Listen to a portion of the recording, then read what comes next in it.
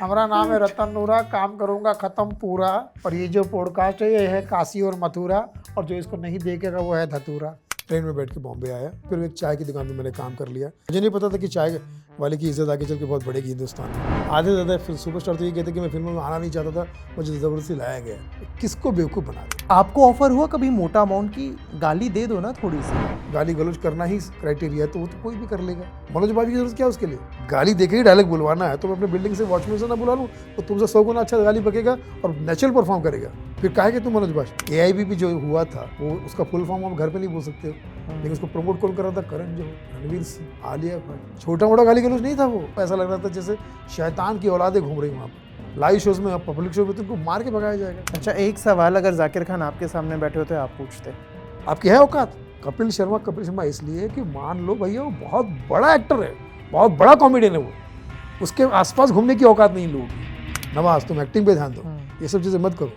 लेकिन क्या पैसा जब आता है तो फिर बाद में सफाई देते फिरते हैं, अरे इसमें कौन सी बुरी बात है, ये तो गाली तो भैया आजकल सभी लोग देते हैं भैया। आपकी औकात होनी चाहिए सर बताने की। ये फालतू के जवाब मत दीजिए। मनोज भाई माफ़ करना, घर भर रहा है आपका, पेमेंट आ रहा है, खुश रहो, फालतू की बकवास मत करो।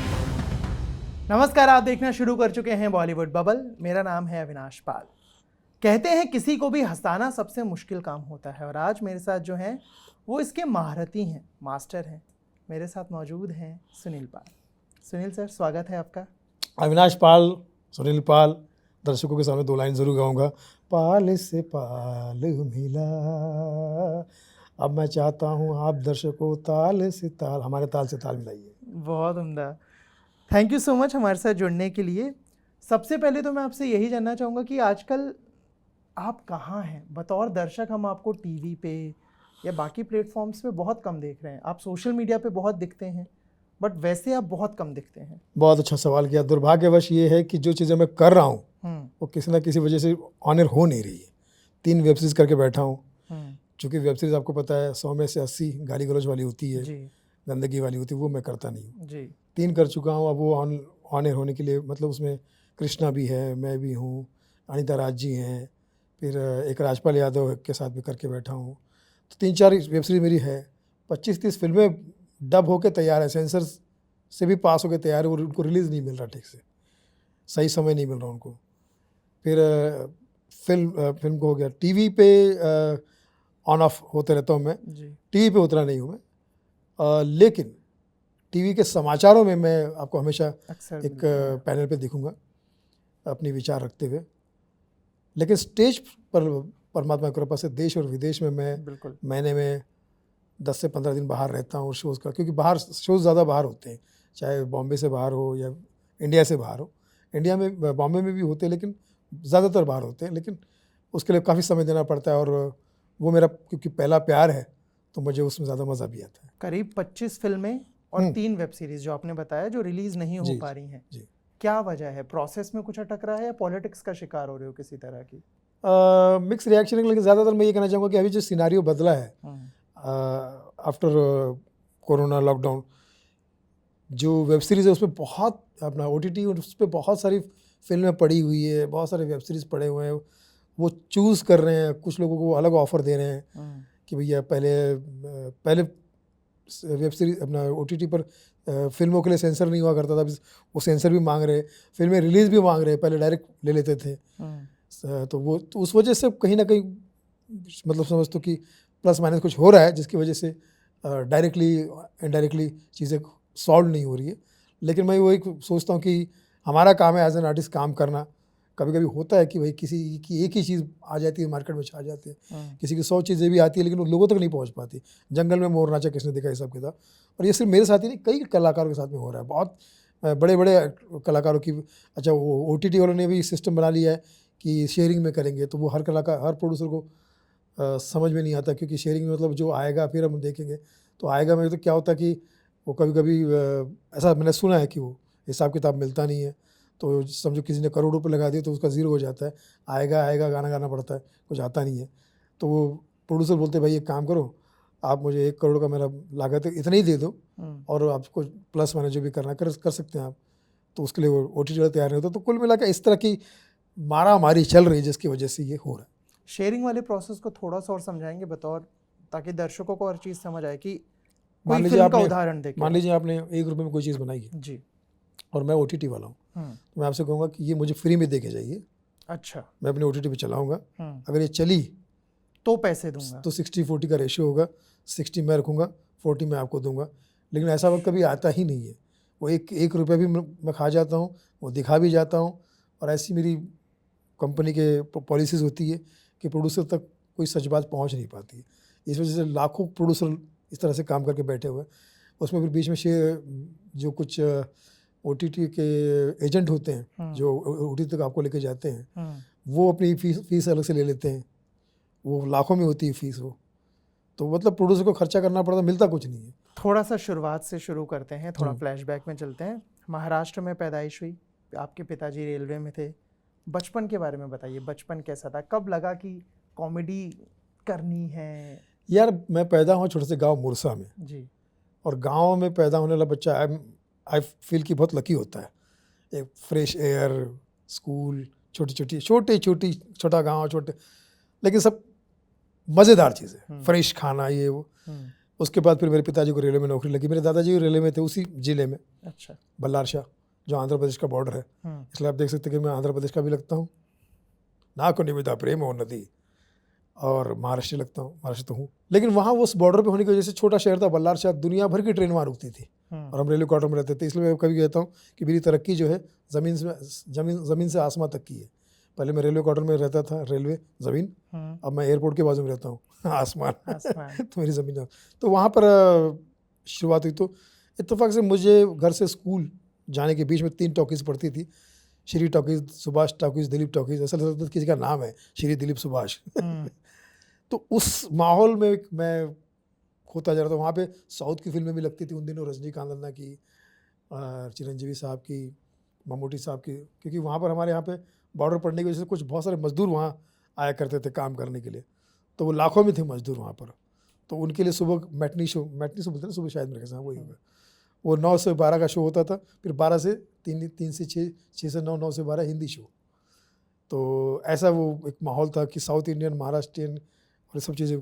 तो वहाँ से वो शौक़ पूरा हुआ, शुरू हुआ कि फिल्में देखना, गाने गाना, गाने के पोस्टर, फिल्म के पोस्टर को देख के उसके साथ उसके टाइप का पॉज करना। तो ये वहाँ से शुरू हुआ। और फिर स्कूल में भी, स्कूल के प्रोग्रामों में, फंक्शन में भाग लेता था। एक हमारे रेलवे में हुआ था, उसको हम लोग गैदरिंग कहते थे उस टाइम में, गैदरिंग। तो उसमें मैंने डांस के कंपटीशन में भाग ले लिया था। उन दिनों जीतू साहब का गाना बड़ा चल रहा था, हिट फिल्म हिम्मत वाला का, लड़की नहीं है तू लकड़ी का खंबा है, बक बक मत कर नाक तेरा लंबा है। पद्माला स्टूडियो की फिल्म हिम्मत वाला जी। उसमें जितेंद्र सिंह देवी, वो गाना पे मैंने डांस किया था और मुझे पहला ही अवार्ड मिला, स्टील का कटोरा। अच्छा, स्टील का कटोरा मिल गया। अच्छा, इसलिए नहीं मिला कि सबसे बेस्ट मैंने डांस किया, बाकी उन्होंने मुझसे बहुत बुरा किया था। तो स्टील का कटोरा लेके जैसे पिताजी के पास में गया ना, पिताजी, मैंने कहा गया मैं, और मैंने कहा पिताजी मुझे स्टील का कटोरा मिला। बोले वेरी गुड, अब ये स्टील का कटोरा हाथ में ले और मांगना शुरू कर, तेरा धंधा काम शुरू हो जाए। दरअसल पिताजी शायद ये कहना चाहते थे कि अब इस कटोरे से जिस दर पे जो मिले, विद्यार्थी बन के मांग, ज्ञान मिले, पैसा मिले, नौकरी मिले, जो मिले, खाना मिले। तो ये जो आपका चटोरा है, इसने पहला इनाम बटोरा है जिसका नाम कटोरा है, and still I am working. तो मैं समझता हूँ कि उसी कटोरे के तहत मैं वो कटोरा भले घर पे रह गया, लेकिन उसका माप लेकर अभी भी मैं इस तरह का कुछ ना कुछ करता हूँ। और मैं समझता हूँ कि समस्त ब्रह्मांड जो है वो मेरा गुरु है और मुझे कुछ ना कुछ हमेशा उस कटोरे में के द्वारा मिलता रहेगा। जब पापा को बताया आपने, क्योंकि एक जो गवर्नमेंट एम्प्लॉय होते हैं वो अमूमन चाहते हैं कि उनके बच्चे भी कुछ वैसा ही करें, आपके पिताजी भी चाहते थे कि आप रेलवेज में जाएं, या जब आपने बताया कि नहीं मेरे को क्रिएटिव फील्ड में जाना है, तो उनका रिएक्शन? देखिए, कहीं ना कहीं मैं समझता हूँ कि मैं आज रेलवे के तहत ही काम कर रहा हूँ। मैं समझता हूँ कि जैसे रेलवे को और अपने कला क्षेत्र के अलग अलग प्लेटफॉर्म को अगर हम लोग जोड़े, तो जैसे रेलवे स्टेशन है, टीवी स्टेशन है, फिल्म लाइन है, रेलवे लाइन है, OTT प्लेटफॉर्म है, रेलवे प्लेटफॉर्म है, स्टेज में अनाउंस होता है वहाँ भी अनाउंस होता है, ठीक है, म्यूज़िक ट्रैक है वहाँ भी रेलवे ट्रैक है। तो कुल मिला के मुझे ऐसा लगता है कि ये भी एक रेलवे ही है, एक वे है जो आपको एक सुहाना सफ़र, म्यूज़िकल सफ़र, एंटरटेनमेंट का सफ़र आपसे करवा रहा है, जिसके तहत हम लोग। तो मुझे ऐसा लगता है कि पिताजी ने करेक्ट आपकी बात कही थी, लेकिन चूँकि मेरा रुझान इस तरफ था और तो वो उस वजह से मैं कलाकारी में यहाँ वहाँ ज़्यादातर खोया रहता था, तो उस वजह से वो उतना मेरा ध्यान उस तरफ गया नहीं। और इत्तेफाक से फिर ऐसा हुआ कि एक दिन मैंने नागपुर में जाने की सोची। पढ़ाई लिखाई पे ध्यान नहीं था। मैट्रिक जैसे पास हुआ था, मैट्रिक पास तो हुआ था, लेकिन मैं लोगों को बोलता हूँ कि यार उसको फेल ही समझो, मतलब 3rd डिवीज़न पास हुआ था। तो पास किया, तो फिर मुझे लगा कि अब आगे की पढ़ाई शायद मुझसे होनी, और फैमिली में ऐसे हालात भी नहीं थे कि कुछ हो सके। पिताजी जो रेलवे में होने की वजह से उनका जो सर्कल था वो सब किंग सर्कल था, तो उस वजह से वो कुछ हो नहीं पा रहा था। तो फिर मैंने सोचा कि यार ऐसा करते हैं कि कदम उठाते हुए फिर नागपुर आया। नागपुर में ओपी सिंह ऑर्केस्ट्रा में काम किया, लेकिन वहाँ पर भी माहौल ऐसा था कि पूरा घर नहीं चल पा रहा था। कुछ मेरा मुझे इतनी कमाई नहीं हो रही थी, इतना काम नहीं मिल रहा था। तो फिर मैंने क्या किया कि मैंने वहाँ रिक्शा भी चलाया, 3 पहिए का जो रिक्शा होता है, जो महमूद साहब चलाते फिल्म कुंवारा बाप में, वो रिक्शा चलाता था नागपुर में। हाँ, ऑर्केस्ट्रा के ऑफिस में ही रहता था, तो ऑफिस बॉय भी बन जाता था। ऑर्केस्ट्रा जब होता था तो पूरा बैक स्टेज का पूरा काम करना मेरा काम होता था। कितने पैसे लगभग मिलते थे उस वक्त इन सारी चीज़ों के लिए? तो कुल मिला के मुझे उसका 50 रुपये मिलता था एक शो का। 50 रुपये एक शो का? ये बात है 93 की बात है। 50 रुपये मिलता था, तो वो जमा करता था। बाजू में झुनका भाकर केंद्र था, वहाँ खाना खाता था, तो 3 रुपये में खाना मिल जाता था। लेकिन तरक्की का दीवाना था मैं। तो फिर मेरे दोस्त ओमी सिंह ने मुझे बोला, अरुण हिवराड़े ने मुझे बोला, जो मेरा दोस्त था, कि आप इतनी ही मेहनत बॉम्बे में करो। मैंने कहा वहाँ मुझे कोई पहचानता नहीं। बोले जैसे यहाँ रहते हो वैसे ही रहो, वहाँ पर कहीं भी फुटपाथ पे रह लो, कुछ भी खा लो, सर्कल बन ही जाएगा तुम्हारा, इतनी मेहनत वहाँ करूँ। तो मैंने ठीक है। फिर मैं ट्रेन में बैठ के बॉम्बे आया, और मिठुंदा का एड्रेस लेकर आया था। तो मिठुंदा तो उन दिनों शिफ्ट हो गए थे, वो भी नहीं मिले। तो इन शॉर्ट फिर एक चाय की दुकान में मैंने काम कर लिया। मुझे नहीं पता था कि चाय वाले की इज्जत आगे चल के बहुत बढ़ेगी हिंदुस्तान में। मैं तो सोच रहा था कि यार चाय की नौकरी कर रहा हूँ, क्या हो रहा है मेरा। लेकिन आज मुझे लग रहा है कि नहीं यार, चाय वाले बहुत आगे हैं। एनीवे, तो वहाँ जितने ग्राहक आते थे, कस्टमर आते थे, वो अलग अलग वेराइटी के थे। कोई मद्रासी, कोई सिंधी, कोई गुजराती। तो असल में वो जो फुटपाथ है वो मेरे लिए गुरु की तरह है। मेरे रियल स्कूल मेरा वो बना। फिर वहीं से मैंने अपना काम शुरू किया, स्ट्रगल शुरू किया। नौकरी ख़त्म होने का कहीं मिलना था, किसी से मिलता था, कुछ करता था, तो वो सब वहीं से रियल स्ट्रगल शुरू हुआ। मिथुन दा का एड्रेस लेके आए थे, वो मिले नहीं। और किसी से मिलने का सोचा कि अविनाश मैं सोच रहा था इससे मिल लूँ, या मदद उस वक्त लोगों ने की, या क्योंकि नए थे? बहुत मदद की, मैं बता रहा हूँ ना। जैसे मैं चाय की दुकान पे काम करता था, तो वो लोग मुझे एक मतलब भाई की तरह ही मुझे रिस्पेक्ट करते थे। मुझे पीछे सामान रखने की जगह दे दी थी, और चाय के साथ में थोड़ा खर्चा मिल जाता था, खाना पीना मिल जाता था। फिर एक जगह और बाजू में घर था, उनके घर पे जाके मैं बर्तन मांजता था, झाड़ू लगाता था। एक रामागढ़ी जिसे कहते हैं, उनके घर पर, तो उनके घर पे भी कुछ पैसे मिल जाते थे। ऐसे सबके साथ में मिला जुला एक मेरा शुरू हो गया था मामला। फिर कुछ दोस्त बनने लगे थे। फिर उस ज़माने के कुछ स्ट्रगलर जो आज बड़ा काम कर रहे हैं, जैसे भाभी जी घर पे के राइटर जो है मनोज संतोषी, वो मेरे उस टाइम के दोस्त हैं। राजा हसन जो आज गाना गाता, वो छोटा था लेकिन उसकी भी शुरुआत वही। देव कोहली साहब स्टैब्लिश हो गए थे, लेकिन वो भी हमारे साथ चाय पीते थे बैठ के उस एरिया के। तो ऐसा कुछ उस सर्कल में आज काफ़ी 1-2-4 दोस्त हैं जो सीरियल डायरेक्ट करते हैं कुछ, तो ऐसा वहाँ से शुरू हो गया था। एक कहीं ना कहीं से शुरुआत तो करनी थी, बिल्कुल, लेकिन हमारा चूँकि कोई पहचान नहीं थी, कुछ नहीं थी, तो क्या करें, पेट के लिए कुछ ना करें। तो वो एक इस तरह से किया। लेकिन मैं समझता हूँ कि अच्छा हुआ कि ऐसे ही हुआ। ज़ीरो से शुरू करोगे तो आप कहीं ना कहीं आगे बढ़ोगे। और आज भी उन लोगों के साथ में जो भी लोग मुझे मिलते हैं, सबके साथ मेरे प्यारे संबंध हैं, सब अच्छे लोग हैं, सब प्यार करते हैं। मेरे घर पे आज भी वो आते हैं, और मैं भी उनके घर पे जाता हूँ किसी खास काज में। तो आई एम वेरी हैप्पी। वो जर्नी जो है मेरे लिए एक इमोशनल जर्नी भी है, और लवेबल जर्नी भी है, और बहुत स्ट्रेंथ वाली जर्नी है। मुझे लगता है कि वो मुझे हिम्मत देती है। इस जर्नी पर 2 सवाल। पहली चीज़ तो ये कि कभी कोई ऐसा पल आया जब आपको लगा हो गया, नहीं हो पाएगा, टूट गए हो, हार गए हो? मुझे अपने इस चीज़ में कभी प्रॉब्लम नहीं होती थी स्ट्रगल पीरियड में, क्योंकि गांव में मेरा और बुरा हाल था। तो मैं सोचता था कि क्या कर, लेकिन मुझे सिर्फ इस बात का टेंशन होता था या दुख होता था कि यार मेरा कुछ होना चाहिए, वरना मेरे परिवार में जो बहुत ही बुरी हालत में थे, मेरी माँ थी, मेरी 2 बहनें थी, पिताजी वो अपने लहर में रहते थे, अपने उनका कुछ उस टाइप का था। उस वजह से घर पे झगड़े भी होते थे, वो सब चीज़ें होती थी। लेकिन मैं सोचता था कि यार कुछ अच्छा हो जाए, जिसकी वजह से तो वो ज़्यादा मुझे टेंशन देता था, वो दुख तकलीफ देता था, जिसकी वजह से मैं फिर ऑर्केस्ट्रा में काम मिलने शुरू हो गए, क्योंकि मैं वहाँ से भी ऑर्केस्ट्रा ओपीसिंग ऑर्केस्ट्रा में करके आया था। तो यहाँ 3-4 बड़े ग्रुप थे ऑर्केस्ट्रा के। फिर हमारे एरिया में वीरू कृष्णा जी रहते थे, डांस मास्टर, जिन्होंने राजा हिंदुस्तानी में जॉनी भाई के साथ काम किया। तो वो ये देखते थे, बोले तुम जॉनी की तरह करते हो, तुम मिलना है कि तुम्हें, मतलब मिला दूँ। तो उन्होंने बात की, तो जॉनी भाई ने मुझे शूटिंग में मिला फिल्मिस्तान में। वहाँ भी जाने के पैसे नहीं थे, किसी दोस्त से मैंने कहा चलोगे जॉनी लीवर से मिला था, तो मैं बोले खुश हो गया। बोले यार लेकिन इतना भाड़ा लगा रहा हूँ ट्रेन का जाने का आने का, अगर नहीं मिला तो साले बहुत मारूंगा तुझे। तो मैंने कहा कन्फर्म है, तो लेके गया, तो वो भी बड़ा खुश हुआ। तो जॉनी भाई ने मुझे उस वक्त बोला कि तुम करते हो, देखिए कितनी बड़ी बात है, बड़े कलाकार की पहचान होती है, हिम्मत नहीं तोड़ी, अच्छा करते हो, थोड़ा सा तुम क्या करो और प्रैक्टिस करो। तो बोला मैं क्या करूँ, प्रैक्टिस करूँ, या तो आप मुझे इजाज़त दीजिए कि मैं रोज़ आपसे मिलता रहूँ। बोले मेरा कोई भरोसा नहीं, मैं आज यहाँ हूँ तो कल तुम एक काम कर, मेरे घर पे मेरा छोटा भाई जिमी मोजेस, उससे मिल।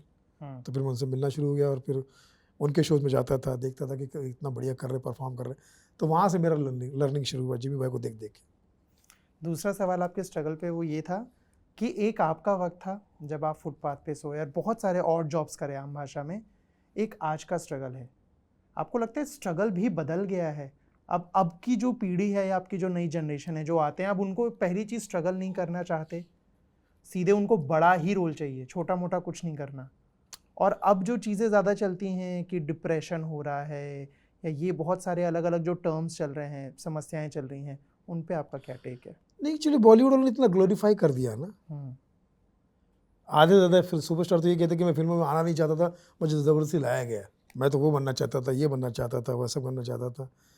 फिल्म लाइन तो क्या इतना ग्लोरीफाई कर देते हैं ना ये इंटरव्यू के ज़रिए, फिल्मों के ज़रिए, कि एक गाँव में बैठे आदमी बोलता है ये इतना आसान है क्या, तो मैं आ जाता हूँ। अच्छा अभी क्या हो गया कि वाकई अब थोड़ा सा इसलिए भी आसान हो गया कि पहले क्या था कि फ़ोटो निकाल के ऑफिस टॉफिस जाना पड़ता था। अभी मोबाइल के ज़रिए आपने मुझे बोला कि भाई फला काम है, तो 4 फोटो भेज दिए, कोई वीडियो भेज दिया, आपको ठीक लगा तो अपने ऑडिशन के लिए बुला लिया, ठीक है। उस टाइम में सालों साल लग जाते थे, मालूम पड़ा किसी प्रोडक्शन, हमारे आसपास में जितने प्रोडक्शन वाले तो 2-3 बड़े प्रोडक्शन भी थे, एंट्री तक नहीं होती थी, वहाँ पहुँच के काम कभी मिला ही नहीं, वहाँ से कभी नहीं मिला। आफ्टर लाफ्टर चैलेंज मुझे जो काम मिलना शुरू हुआ, उसके बीच में नीरज वोरा जी जो है, क्योंकि वो भी हमारे एरिया में रहते थे, उनके साथ में मेरी थोड़ी बहुत पहचान थी, तो उनकी फिल्म मैंने की थी फैमिली वाला, जो यूट्यूब पर है। अर्जुन रामपाल का दोस्त बना था मैं, वो यूट्यूब पर फिल्म है, परेश रावल, अर्जुन रामपाल। फिर उनकी हेरा फिर हाँ, दिल सच्चा चेहरा झूठा नाम से थी, लेकिन बाद में फिर वो फैमिली वाला हो गया। वेरी गुड, ये पहला नाम आपको पता ही है।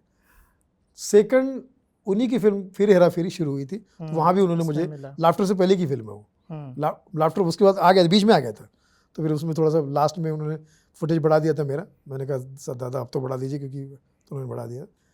बट वो मुझे काम देते थे, लेकिन उनका भी बाद में फिर सही समय नहीं।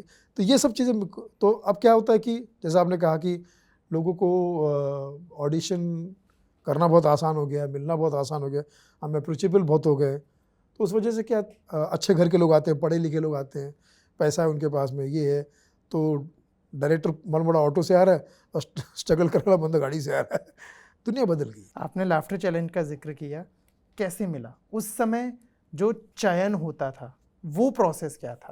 देखिए पंकज सरस्वत उसके डायरेक्टर हैं और जिमी मोजेस साहब, जिनको उन्होंने मुझे बोला कि यार एक मेरा दोस्त है पंकज, वो एक अच्छा ऐसा कोई शो शुरू कर रहा है laughter challenge, comedy stand up comedy के लिए, तो तू जाके ऑडिशन दे के आ जा। तो बोला कौन से चैनल पे आना है? बोले चैनल अभी तो पता नहीं है, डिसाइडेड नहीं, कुछ नहीं, तो जाके ऑडिशन दे के आ जा। बोला ठीक है, जाके ऑडिशन, बरसात का ही मौसम था, ऐसे जून जुलाई का मौसम था, साकिनाका में जो ऑफिस हुआ करता था उनका स्टार प्लस का, तो वहाँ गए। स्टार प्लस के ऑफिस में उनका ऑडिशन चल रहा था, तो मैंने कहा ये शायद हो सकता है स्टार प्लस भी आ रहा हो।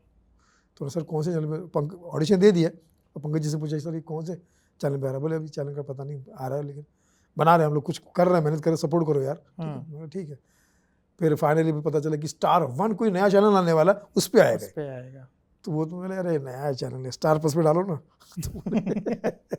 बोले यार हमारा बजट का मामला है, ये है। 4 दिन में तो शूट हुआ था पूरा प्रोग्राम। अच्छा। सिर्फ शेखर सुमन और नवजोत सिद्धू को ही पैसे मिले थे 4 दिन के, क्योंकि उनके पास ना सेट का टाइम था, सेट 4 दिन में टूटना था उनको। मतलब उसके जितने एपिसोड्स हम लोगों ने लाफ्टर चैलेंज किए, लाफ्टर चैलेंज 4 दिन में, वो सिर्फ 4 दिन में शूट हुए। कितने घंटे का? 15 एपिसोड शूट हुए थे। कितने घंटे काम कर रहे थे एक दिन में फिर? एक दिन में 3 एपिसोड शूट करते थे वो लोग। तो और फाइनल के दिन मेरे ख्याल से 4 एपिसोड शूट किए उन लोगों ने। 14-15 एपिसोड का एपिसोड था वो। और जो फेल हो रहे थे उनको पीछे से गाड़ी में बिठा के एयरपोर्ट छोड़ा जा रहा था। सुकून इतना ये था कि जिस आदमी ने कभी ट्रेन में भी रिजर्वेशन में एयरपोर्ट में जाने का मौका मिल के, ट्रेन में जिसको रिजर्वेशन नहीं मिला वो फ्लाइट से जा रहा था। ये सुकून था, और होटल अच्छा मिल रहा था। हाँ, अच्छी जगह पे। लेकिन उसमें भी मेरे ख्याल से पार्टनरशिप थी, क्योंकि मैं तो यहाँ रहता था तो मुझे तो डायरेक्ट एंट्री होती थी। लेकिन उन लोगों को बेचारों को था कि सिस्टम में रहना था, उनको बाहर जाना अलाउड नहीं था। इसलिए कि पागल लोग पता नहीं नाना पाटेकर की आवाज़ कहीं निकलते पुलिस ने पकड़ लिया ये पागल की हरकत कर रहा था। 40 के ऊपर थे जो बाहर से आए थे। हाँ। और सोचो सारे के सारे पागल, कोई नाना पाटेकर की आवाज़ निकल रहा है, कोई शाहरुख खान की आवाज़ निकल रहा है। पूरा होटल वाले परेशान थे कि अरे कब जाएंगे ये लोग यहाँ से। तो वो एक मौसम था जिसमें भगवंत मान, गुग्गी जी, राजू श्रीवास्तव जी, पराग कंसारा और ये बड़े बड़े कलाकार वहाँ पर शामिल थे। मैं तो ये सोच रहा था कि इस प्रोग्राम में मेरी लॉटरी लगी कि अगर एक भी एपिसोड में खेल जाऊँगा तो मेरा, क्योंकि खोने के लिए कुछ नहीं, बस कहीं दिख जाऊँ मैं, पाने के लिए हाँ पूरा बस। आसमान। फीस क्या थी, मतलब उस वक्त उस प्रोग्राम के लिए कुछ फीस मिल रही थी? नहीं, या किसी फ्री को में? नहीं, किसी को। बाहर वालों को ये था कि उनको फ्लाइट का टिकट मिला, उनको आने का, रहने का, यहाँ रहने का 15 दिन पहले बुला लिया जाता उनको ग्रूमिंग के लिए, क्योंकि सब गाँव से उठ के आए थे। कोट वोट तो पहली बार पहने था उन लोगों ने। वो विक्रम फडणवीस ना, हाँ विक्रम फडणवीस और 3-4 बड़े बड़े नाम थे, वो भी हम लोगों को ग्रूमिंग कर रहे थे। तो वो था 15 दिन पहले वो आ गए थे, उनको खाना पीना यहाँ और शूटिंग वूटिंग फ्लाइट वगैरह, तो वो सुकून उनको मिला। इनाम तो मुझे विनर को भी इनाम नहीं था, 1 रुपये भी इनाम नहीं मिला वो शो से कंटेस्टेंट को कुछ नहीं मिला सिवाय सफलता का। तो उसमें मैं तो उसी में खुश हूँ कि चलो जो मिला वो बहुत वो अनमोल था, वो पेमेंट से ज़्यादा था। और जीत के बाद क्या वही बदला? लोगों का नजरिया बदल अरे गया। उम्मीद से 100 गुना, उम्मीद से 100 गुना लोग मिलते थे। जो हमको मिलना नहीं चाह रहे थे वो खुद हमको फ़ोन करके बोल रहे थे यार घर पे आओ, ये करो वो करो। और कोई एक आध नाम जिससे आप पहले मिलने की कोशिश करते रहो, जीत हुई, लोग बदल गए, फिर खुद से फोन आ रहे हैं? लेकिन सब लोग अच्छे मिलते थे जी। जिसमें बड़े बड़े इवेंट्स वाले भी मिलते थे, प्रोग्राम वाले, जो हमें चाहिए था उम्मीद से 100 गुना मिलने लगा। मतलब मैं सोचूं कि मैंने साइकिल तक खरीदी नहीं थी, मैंने पहले ही महीने में कार खरीद ली थी, होंडा सिटी। तो ये इसको क्या कहोगे आप, साइकिल कहाँ, और साइकिल की सोच थी और कहाँ होंडा सिटी आपने ले ली। तो ये कह सकते कि उम्मीद से 100 गुना या ज़्यादा ही पकड़ लो। मेरे साथ में बहुत अच्छा ही हुआ, अच्छे लोग मिलते चले गए। जॉनी भाई ने मुझे बोला, घर पे बुलाकर 2 कोड बना कर दिए। जिम्मी भाई ने मुझे बढ़िया मोबाइल दिया कि बोले आज से नया काम, नया मोबाइल, ये से आज शुरू कर। तो बहुत अच्छा लोगों से प्यार मिला। राजू भाई जो कि उसमें कॉम्पिटिटर थे, उसके बावजूद जैसे वो रिजल्ट निकला उसके बाद सबसे पहले उन्होंने मुझे गले लगाया और बोले वेरी गुड यार, तूने बहुत स्ट्रगल किया है, तेरे को ये जो सही में हम तो काम कर ही रहे हैं और आगे भी करते रहेंगे। पॉजिटिव वे, जैसे कहते हैं बड़े आदमी का बड़ा नज़रिया होता है। तो लोगों का बहुत अच्छा नज़रिया बदला और हम लोगों को एक रिस्पेक्ट के साथ में जो फीलर थे वो पिलर बन गए हम सभी। ऐड आए, फिल्में आई, टेलीविज़न पे सैकड़ों शोज़ किए हम लोगों ने और पूरा वर्ल्ड घूम लिया, पूरा देश घूम लिया। मैं समझता हूँ कि ऐसा कोई माइक नहीं है, चाहे वो कॉर्डलेस माइक हो, लेपल माइक हो, या मैं समझता हूँ कि विदाउट माइक हो, हमने सभी को परफॉर्म किया। ठीक है, correct me if I am wrong, मैंने कहीं पढ़ा था कि आप लगान वर्ल्ड टूर का भी हिस्सा रहे थे? बिल्कुल, वो भी लाफ्टर से पहले। उसके बारे में बताइए। एक शो करके मैं कहीं से बॉम्बे से आ रहा था, ट्रेन के अंदर ऐसा पसीना ऐसा आता और एकदम भीड़ में, कोट मेरा ऐसा, तो एक सामने मेरे शराबी बैठा हुआ, क्या कर रहा है तू? मैं सर वो कॉमेडी करता हूँ, मिमिक्री करता हूँ। मिमिक्री कर रहा है, आवाज़ें निकाल है, और ट्रेन में बोल रहे ढकेल दो तन्ने। तो मतलब कहीं ट्रेन से ढकेलने बेवड़ा आदमी, कुछ भरोसा नहीं। अरे दादा नहीं बड़े शो में ढकेल दूँ, मारी पहचान है, मोहम्मद को जाना है तू? नहीं मैं नहीं जानता, क्योंकि मुझे तो भाई मैं तो गरीब आदमी 200-300 रुपये के शोज़ कर रहा हूँ, मुझे क्या पता। मोहम्मद को जाना, बड़े बड़े शो कर रहा है, आज ही गाली दे के आया हूँ, मेरा नाम ना बताइयो, काम ना मिलेगा। तो मैंने कहा आपने भी नाम भी नहीं बताया, मैं आपका नाम कहाँ से बताऊँ? नंबर लिख ले, लैंडलाइन नंबर दिया उन्होंने मुझे, नंबर लिख ले, जाके मिलियो, मेरा नाम ना बताइयो, काम ना होगा, अभी गाली दे के आया हूँ। तो मैंने फ़ोन किया, तो सुबह मॉर्निंग में मोहम्मद भाई, तो उन्होंने ही फ़ोन उठाया, बोले हाँ। मैंने कहा फिर मैंने उनका रेफरेंस नहीं दिया, मेरे पता नहीं झगड़ा हुआ है। तो मैं मिमिक्री आर्टिस्ट और मैं मैंने बहुत सारे शोज़ किए, कोई काम है क्या मेरे लिए बताइए प्लीज़। मुझे ये नहीं पता कि मैं सामने कौन है। है हाँ, सामने। बस मैं कि मुझे लगा कि कोई एक हाथ कोई क्लाइंट होगा, पार्टी होगी। बोले हाँ ठीक है, आ जा ऑफिस में आ जा। तो बोला ठीक है एड्रेस दीजिए। तो उन्होंने एड्रेस दिया, जुहू बाजू में था ऑफिस। तो मैंने बस पकड़ी और मैं ऑफिस चला गया। थोड़ा दोपहर का टाइम देता मैं पहुंच गया एग्जैक्टली वो जो लास्ट चर्च है ना, 331 का सांताक्रूज स्टेशन से जाती है बस, लास्ट स्टेशन चर्च वाला, वहाँ उतरा और सामने ही रोज अपार्टमेंट। जैसे ही मैं कहता सामने दरवाजे से मेरे से पहले सरोज खान जी निकल रही थी। मैं कहा सरोज खान जी का घर तो नहीं है ये? मैं कहा मैम हाँ चल, वो थोड़ी जल्दबाजी में थी और मेरी भी कॉन्फिडेंस था। मैं हाँ ठीक है करके निकली। मैंने कहा यार कौन है अंदर? जाके देखा तो रिसेप्शन पे एक महिला कोई बैठी थी। मैंने कहा, बोले हाँ किसे मिलना है? मैंने कहा वो मोहम्मद भाई। अच्छा अच्छा बैठी, क्या पियेंगे, चाय कॉफ़ी? मतलब पानी दे दीजिए। तो उन्होंने फ़ोन किया कि कोई सुनील पाल आया है। ओके ओके जाइए थर्ड कैबिन है। वहाँ गया तो मोहम्मद भाई, अच्छा उनको मैंने पहले देखा ही नहीं था तो मुझे नहीं पता कि क्या। हाँ लेकिन पोस्टर देख के मैं पगला गया, शाहरुख खान नाइट, फला नाइट, ये वो वर्ल्ड टूर, सलमान खान, अमिताभ बच्चन, लता मंगेशकर। मैंने कहा मैं बोला ये है तो बहुत बहुत बड़ी चीज़ है जहाँ पे मैं आया हूँ। तो मोहम्मद भाई ने बोला आ जाए सुनील भाई, क्या भी है कोई चाय भाई? बोला हाँ चाय। क्या क्या करता है? तो बोला वो मैंने उससे पहले मैंने एक टूर किया था महेंद्र कपूर साहब के साथ में, फिजी का, फिजी सूरीनाम का किया था। तो पासपोर्ट है तेरे पास? बोला सबसे पहला सवाल तो उनका पासपोर्ट है तेरे पास? बोला हाँ ठीक। क्या क्या करता है? तो बोला कुछ तो सुनाएगा कुछ? तो बोला हाँ सुनाता हूँ। 1 मिनट रुक जाओ। करीम अली, दोनों भाइयों को बुला लिया, करीम अली, करीम अली भाई, करीम भाई, अली भाई, और तीनों भाई है ना मोरानीस। अब उन तीनों के सामने मैं सुना रहा हूँ, हंस रहे खुशी से। मिमिक्री कर रहे थे। हाँ किन किन की थी? शाहरुख खान, नाना पाटेकर, अमिताभ बच्चन, ये सब करो। तो बोले ठीक है काम कर, पासपोर्ट दे के जा और कितना पेमेंट तू लेता है। और ये बड़ा मज़ेदार किस्सा था कि पहले तो मैं 200 400 500 लेता था, 300 और महेंद्र कपूर साहब के साथ गया था तो वो तो लेजेंड आर्टिस्ट, उनके साथ तो उनके चरणों में बैठने का मौका ही मिल जाए मुझे बड़ी बात है, मेरे देश की धरती गाना गाने वाले। तो उन्होंने मुझे प्यार से उस वक्त कुछ हज़ारों में कुछ ऐसा थोड़ा बहुत दिया था, लेकिन मैं तो इसी बात में पकड़ा गया था कि मुझे विदेश का टूर किया।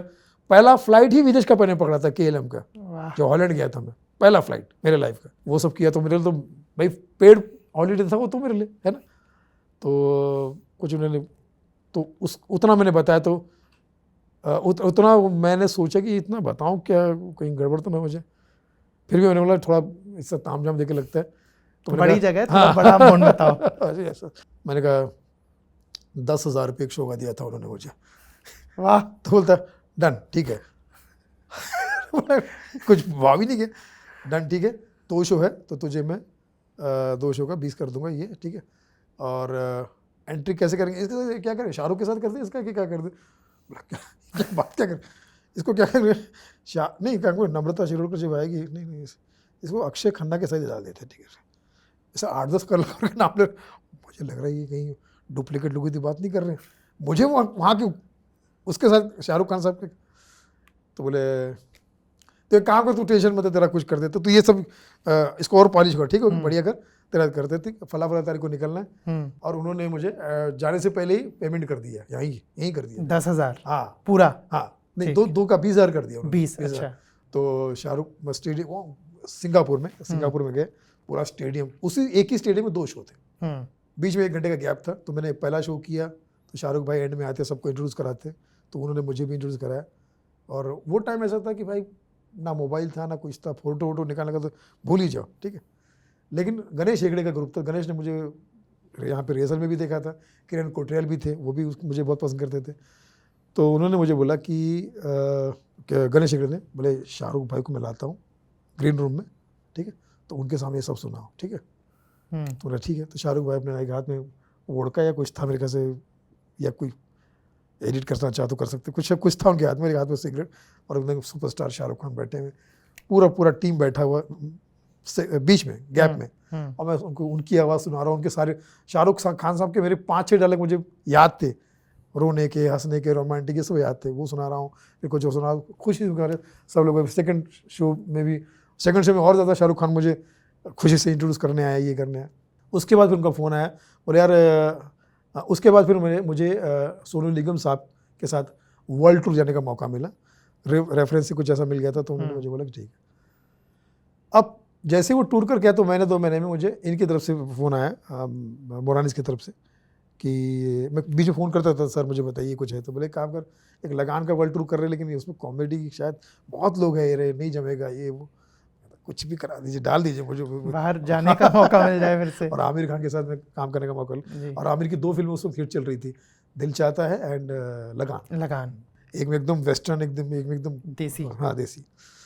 तो बोले यार आमिर ऑडिशन लेगा, किसी की कोई भी चीज़ उसके परमिशन के बिना होती नहीं होती, तो मैं पटाता हूँ आमिर को, वो लेकिन ऑडिशन लेगा, फिर उसके मूड पे है, ठीक है ओके, हाँ भी बोल सकता ना भी बोल सकता, मैं करने को तैयार हूँ। तो आमिर खान और आशीष गोवारीकर एक रिहर्सल रूम में, एक ऐसे ही हॉल था, वहाँ बैठे हुए थे। तो मुझे बोला कि आमिर ये सुनील पाल है, हमारे साथ में शाहरुख के साथ में था, ये कि देख लो। तो बोले ठीक है। तो अब वो दोनों ही लोग मुझे सुन रहे हैं और आप आमिर की मिमिक्री कर रहे हैं। आमिर की, शाहरुख भाई सबकी कर रहा हूँ, वो जो मेरा आइटम था। लेकिन आमिर भाई साहब के मैंने देखा कि यार वो उसने शायद ये सोचा होगा कि उसको पास या फेल करना तो बात की बात है, पहले इसका मनोबल बढ़ाओ, पहले इसकी हिम्मत बढ़ाओ, अपने दिमाग में रखो कि ये किस लेवल पे है, लेकिन इसको थोड़ा सा लाइट करो। वो समझ गए कि यार बेचारा आमिर खान को पहली भाई होता है ना, सब उनको दुनिया देखी उन्होंने, बिल्कुल। तो पहले ही पंच में हंस पड़े वो जोर से, फिर वो आमिर, आशीष गोवारीकर सब लोग हंस रहे। लेकिन फाइनली जब उन्होंने मोरानिस को बुलाया, बोले यार अच्छा करता है, इसको रखो, कंटिन्यू करते हैं। तो आमिर के साथ भी वर्ल्ड टूर के लिए निकल गया। मैं आमिर खान, मैं तो उसमें जोड़ रहा हूँ अपने आप को, आमिर खान, अनिल कपूर, ऐश्वर्या राय, प्रीति जिंटा, और प्रीति जिंटा के साथ मेरा एक्ट भी था शराबी का, वो पिया पिया गाना गाने आती थी, पिया पिया ओ पिया पिया, तो वहाँ पिया बन के कुछ करता था, मतलब था हमारे कुछ, वो गणेश हेगड़े ने लिखा था वो। तो वो 2 एक्ट होते थे मेरे, तो उसमें बहुत मतलब अच्छा हो रहा था। लेकिन वर्ल्ड ट्रेड सेंटर का जो ट्रेजिडी है वो उसी टाइम हुआ था जब हम लोग वहाँ थे, ये उसी पीरियड में जो हुआ था। तो फिर थोड़े शोज़ कम हो गए, क्योंकि अनिल कपूर हमारे साथ थे, तो उनकी फिल्म नायक भी रिलीज़ हुई थी, तब अमेरिका में ही थे हम लोग, तो नायक फिल्म हमने अमेरिका में ही देखी थी अनिल कपूर के साथ में, पूरा सब लोगों ने अरेंज किया था वो शो। तो ये सब यादें हैं लगान टूर की। और बहुत आपने इंडस्ट्री के तीनों ही जो बड़े खान से, शाहरुख, आमिर और सलमान, तीनों के साथ काम किया है, सुपर स्टार्स हैं। आपके अकॉर्डिंग ऐसा क्या है जो उन्हें सुपरस्टार बनाता है?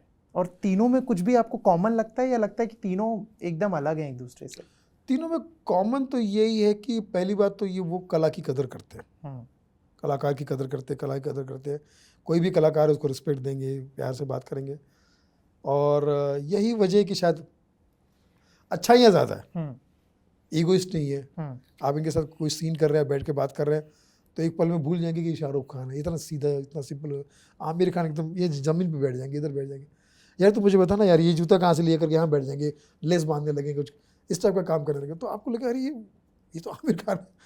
लेकिन वो वही उनका बड़कपन है, उसी वजह से वो वहाँ है। बड़े लोग बड़ी बात है। एक होता है ना कि आप शाहरुख खान के सामने शाहरुख खान की मिमिक्री कर रहे हो, आमिर के सामने आमिर की मिमिक्री कर रहे हो, इन लोगों का रिएक्शन कैसे रहता था? क्योंकि बीते कुछ वक्त में देखा है कि शायद थोड़े से लोग परेशान हो चुके हैं उतनी अपनी एक ही तरह की चीज़ें देख देख के, उस वक्त वैसा था? आई डोंट नो कि शाहरुख ने कभी या आमिर ने और सलमान ने कभी रिएक्ट किया होगा इस चीज़ पे।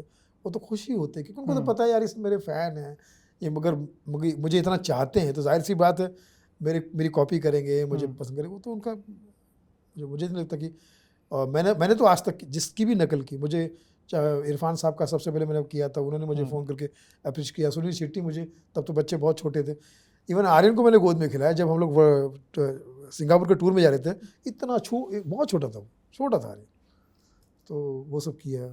तो अब इन लोगों से कांटेक्ट में हो, बातचीत वगैरह होती है फ़ोन यार पे? इतनी नहीं होती है क्योंकि उनका रास्ता ही अलग है, हमारा कभी मिलना ही नहीं होता है, और कोई इत्तेफाक ही नहीं बनता मिलने का।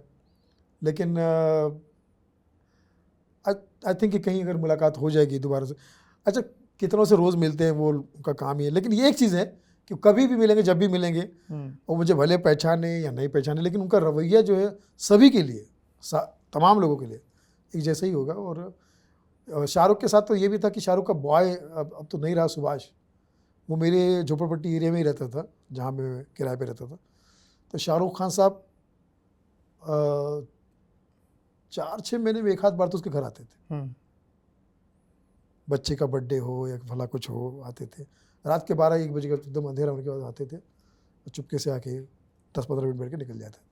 आपने बताया ना वो बड़ी क्यूट सी चीज़ कि आपने आर्यन को गोद में खिलाया। यस। जब अभी अनफॉर्चुनेटली बीच में आर्यन का पूरा केस हुआ था, तब आपने कोशिश की थी बात करने की किसी भी तरह से शाहरुख या संपर्क में तो परिवार नहीं से? थे, संपर्क होना मुश्किल था मेरा, लेकिन मैंने वीडियो कुछ बनाए थे और मैंने कहा था कि भैया उनके पापा को मैं जानता हूँ, उसको भी जानता हूँ, और नौजवान है, कहीं अगर गलती से कुछ गलती हुई तो उसको क्रिमिनल कैटेगरी में ना रखा जाए, बल्कि उसको समझा के बुझा के, क्योंकि इतनी शक्ति है उसमें, इतना समझदार है। तो एक वीडियो बनाया था मैंने, और उसका भी शायद असर हुआ या नहीं होगा, लेकिन मैंने प्रार्थना ज़रूर की थी कि भाई ऐसा ना हो। अच्छा, आपके कॉमेडी में कुछ कैरेक्टर्स भी रहे हैं जिन्हें आज भी हम लोग बहुत पसंद करते हैं, जिसमें से एक वो नशे में धुत रह के बात करने वाले रतन नूरा। कैरेक्टर्स कहाँ से आप उठाते हो? वो क्रिएटिविटी, वो थॉट, जैसे अगर मैं रतन नूरा की बात करूं कि नशे में एक आदमी है लेकिन बहुत प्यारा भी है, क्यूटनेस वो बनी हुई है। तो जैसे आपने बोला था कि पापा का एक किंग सर्कल था, वो वहां से कहीं से उठाया, या वो जो ट्रेन में आपको मिले थे नशे में धुत इंसान, वहां से उठाया। इंस्पायर कैसे होते हो कैरेक्टर्स? ये जहाँ पर हम लोग चाय की दुकान में काम करते थे, मैंने कहा कि वहाँ पे जितने कैरेक्टर आते थे, गुजराती, हिंदी, मारवाड़ी, वो उनका स्टाइल भी मैंने वहाँ से सीखा है। और बाजू में जैसे मैंने कहा कि जो हमारे स्ट्रगलर दोस्त थे, जो आज कहीं ना कहीं बिजी है, वो हम लोग वहाँ पर जम्बो होटल में खाना खाते थे, तो वहाँ हमारा एक सर्कल बैठता था। तो वहाँ ये रतन नूरा जो है टैक्सी ड्राइवर थे, पी के टाइट आते थे, एकदम दुबले पतले, और उसी अंदाज में खाना दो। अरे होटल बंद हो गया, उस सेठ लोग जो मोटे मोटे साउथ इंडियन, साले उठा के पटक दूंगा, पैरों तले कुचल दूंगा, अबे तुमको नस्ती ना भूत कर दूंगा, सालो फोकट नहीं खिला रहे हो, पैसा लाओ, चलो इधर से जाओ, साले होटल बंद करवा दूंगा, बाल ठाकरे जी का ड्राइवर हमारा दोस्त है। तो वो कैरेक्टर लगा मुझे, तो मैंने कहा फिर इनके साथ में, तो फिर उनके साथ उनकी स्टाइल में जोक बनाने लगा, और उनको भी सुनाता था मैं, साले हमारी नकल कर रहा है। तो बड़ा खुश होते थे। तो मैंने बोला रतन भाई आपको मैंने जोक बनाया कि आप शुद्ध शाकाहारी हो गए। हम शुद्ध शाकाहारी हूँ सुनील, हम शुद्ध शाकाहारी। घर पे जाके देखा तो चिकन खा रहे। मैंने कहा आप तो शुद्ध शाकाहारी हैं, चिकन क्यों खा रहे? ये तो घर की मुर्गी है वे। इसे तो दाल ही समझ। सालों बाद आया हूँ। भक्त जनों कैसे हो सालो, मतलब सालों के बाद आया हूँ, कैसे हो? हमारा नाम है रतन नूरा, काम करूँगा ख़त्म पूरा, और ये जो पॉडकास्ट है ये है काशी और मथुरा, और जो इसको नहीं देखेगा वो है धतूरा। अच्छा, आपको लगता है वक्त के साथ कॉमेडी का टाइप और कॉमेडी की ऑडियंस दोनों बदल गए हैं? देखिए हर वक्त में बदलाव तो आता ही है, लेकिन हम कलाकारों के हाथ में होता है या हम लोगों के हाथ में होता है कि बदलते वक्त को बदलाव अच्छी चीज़ है, परिवर्तन संसार का नियम है, ठीक है, लेकिन उसको पॉजिटिव तरीके से कैसे बदले, अच्छे तरीके से कैसे बदले, और उसमें और बदलाव का स्वागत करते उसको और अच्छा बदलाव कैसे बनाए, ये हमारे हाथ में हो सकता है। चाहे हम अपने घर पे करें या प्रोफेशन में करें या स्टेज पे करें, जहाँ भी करें, उस बदलाव से लोगों को प्यार होना चाहिए, वो लोग बदलाव भी खुश होना चाहिए कि यार मेरे लिए मेरे प्रोफेशन वालों ने कुछ किया है। नई कॉमेडी, नई तरह की कॉमेडी जो चल रही है आजकल, स्टैंड अप कॉमेडी ही या बाकी जो शोज़ वगैरह होते रहते हैं, और नए कॉमेडियंस, ये आपको पसंद है या नहीं पसंद है? बिल्कुल पसंद है। जितने नए कॉमेडियंस हैं बहुत अच्छा कर रहे हैं, बढ़िया कर रहे हैं। मैं सिर्फ खफा उन लोगों से हूँ, चाहे वो लड़का हो या लड़की। जैसे OTT पे जो आते हैं, जैसे मैंने मनोज बाजपेयी के लिए कहा था, जैसे मैंने नवाजुद्दीन सिद्दीकी के लिए कहा था, या बाकी लोग जो stand up comedy so called करते हैं, ये जो गालियाँ बकते हैं या ये जो गंदगी या हार्श करते हैं, इससे इनका सिर्फ स्वार्थ दिखता है, अपना काम बनता जाए जनता। इससे समाज पे क्या प्रभाव पड़े, लोगों पे क्या प्रभाव पड़े। मैं कहता हूँ आप इतने टैलेंटेड हो और आपको दुनिया बोल रही है बेस्ट कॉमेडियन और बेस्ट फला, तो किस वजह से आप अपने काम की वजह से नहीं, ये तो बैसाखी है लेके चल रहे हैं आप कि यार ऐसा कर दो तो हंगामा हो जाएगा, ऐसा कर दो तो हो जाएगा, और उस चक्कर में आप सफलता या सो कॉल्ड, जिसे मैं कहता हूँ बदनाम होते जा रहे, उल्टा नाम नहीं हो रहा, बदनाम हो रहे, और आप उस थ्योरी को इस्तेमाल करें कि बदनाम हुई तो क्या नाम ना होगा, तो वो उस टाइप का काम करे। तो ये चीज़ ज़्यादा चलने, आसान चीज़ें जो है, आप सोचो कि अगर गाली गलौज करना ही क्राइटेरिया है तो वो तो कोई भी कर लेगा। फिर उसके लिए कलाकार की ज़रूरत क्या है, मनोज बाबू की ज़रूरत क्या है उसके लिए? गाली देके ही डायलॉग बुलवाना है तो मैं अपने बिल्डिंग से वॉचमैन से ना बुला लूँ, वो तुमसे 100 गुना अच्छा गाली बकेगा और नेचुरल परफॉर्म करेगा। फिर काहे कि तुम मनोज बाजपेयी, काहे कि तुम नवाजुद्दीन सिद्दीकी और काहे कि तुम सो कॉल्ड जो कॉमेडियन है लड़का लड़की, अगर मैं माइक पकड़ के हाँ क्या कर रही तू, तेरा बॉयफ्रेंड है, अच्छा तू ये देखती है, तू वो देखती है, अच्छा मम्मी भी साथ में आया है, मम्मी पापा के साथ तुम वो करती, इस टाइप के डायलॉग बोलना वो अच्छा नहीं। कॉमेडी फूहड़ हो गई है। पुअर तो बहुत छोटा शब्द है, ये तो मतलब अधर्म है ये। और अधर्मियों को जब देवता स्वरूप दिखाने की कोशिश करती है हमारी मीडिया एआईबी के जरिए, एआईबी भी जो हुआ था वो उसका फुल फॉर्म आप घर पे नहीं बोल सकते हो, लेकिन उसको प्रमोट कौन कर रहा था? करण जौहर, रणवीर सिंह, आलिया भट्ट।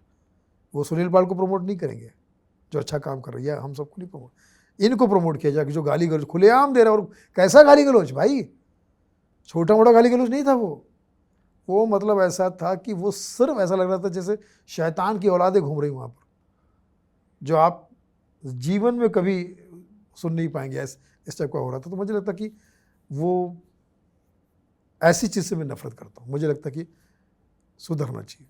एआईबी का आपने जिक्र किया, करण जौहर का जिक्र किया, उसमें जितने लोग थे, तन्मय भट्ट और उनकी पूरी टीम वगैरह थी, आपको लगता है इन लोगों में वो चेंज लाया जा सकता है? क्योंकि बीच में आपने बात करी थी तन्मय भट्ट को लेके, कुछ वीडियोस आपके आए थे सामने, और तन्मय ने एक वीडियो डाला था जिसमें उन्होंने आपको ही रोस्ट किया था, वो देखा था आपने? देखा।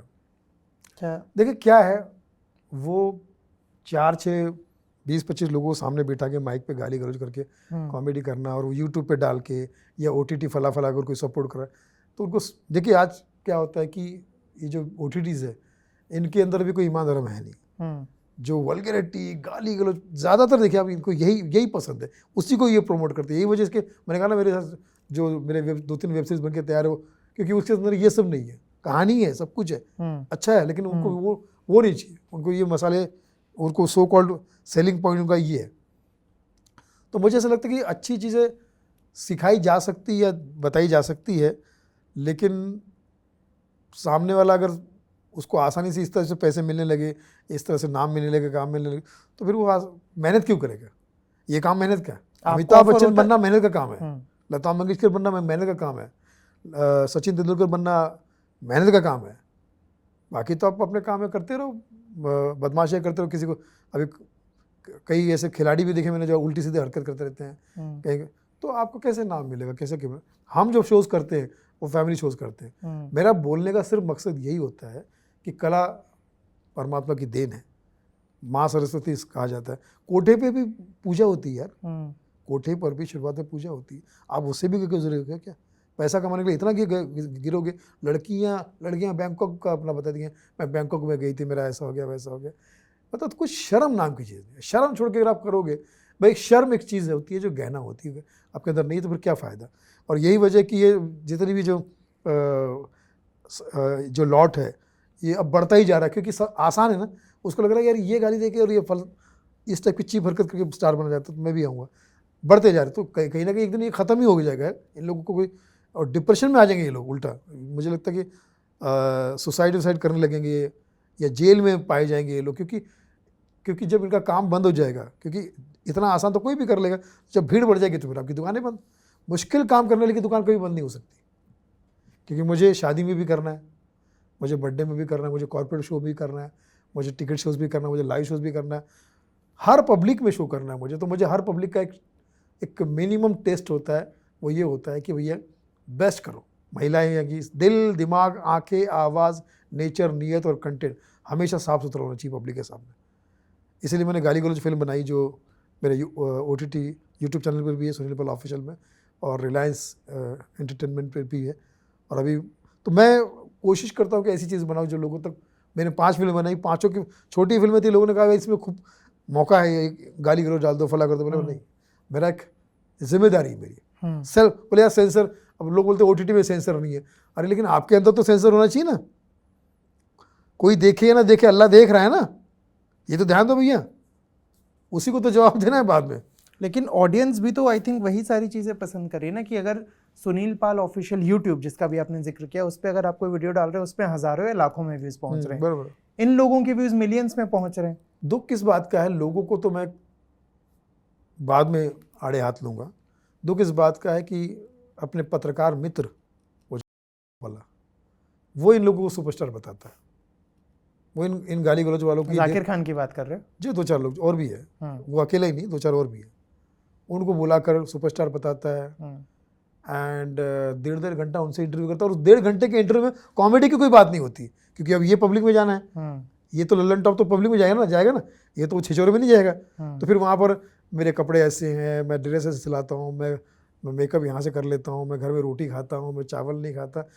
मतलब पब्लिक को ये दिखाने की कोशिश कर रही है कि मैं कितना साधु हूँ। तो ये सब तो पत्रकार मित्रों ने क्या किया, इन लोगों को बहुत चढ़ा दिया। केबीसी में बुला लिया। अब केबीसी का बार्टर सिस्टम मालूम पड़ा इनके साथ में, नेटफ्लिक्स के साथ में, कि नेटफ्लिक्स ने कहा कि आप 4 काम हमारे करो, हम 4 काम आपके कर देते हैं। अच्छा, वो कपिल का शो भी जो चल रहा था, कपिल का शो में मुझे डर लग रहा था कि, और जिसकी शुरुआत वही हुई थी, जब उनका पहला प्रोमो आया था तो उसमें एंकरिंग करने वाला उनका ही यूट्यूबर था, उनका ही एक सो कॉल्ड कॉमेडियन था। तो मुझे ऐसा लगता है कि ये मर्ज होना मुश्किल है। भगवान और शैतान एक साथ नहीं रह सकते, लेकिन शैतानों ने भी एक बार भगवान को हरा दिया था, ये बात मान लीजिए। भगवान कमज़ोर पड़ गए थे भाई। कभी कभी ऐसा माहौल बना दिया जाता है कि यही हर आदमी यही सच बोल रहा है, तो ऑडियंस बेचारी क्या सोचती है, अरे यार सब तो चल रहा था, फिर शायद हो सकता हम ही गलत हो। वो जिम्मेदारी उठाने को तैयार नहीं कोई, कि नहीं भाई। अब जैसे मैं क्यों बोलता हूँ कि मैं प्रोग्राम में जाता हूँ तो वहाँ लोग मेरे पास हाथ जोड़ के आते हैं, भाई सुनील जी प्रोग्राम तो कर रहे हैं हम लोग, लेकिन प्लीज़ आप इसमें कोई गाली गलौज मत देना।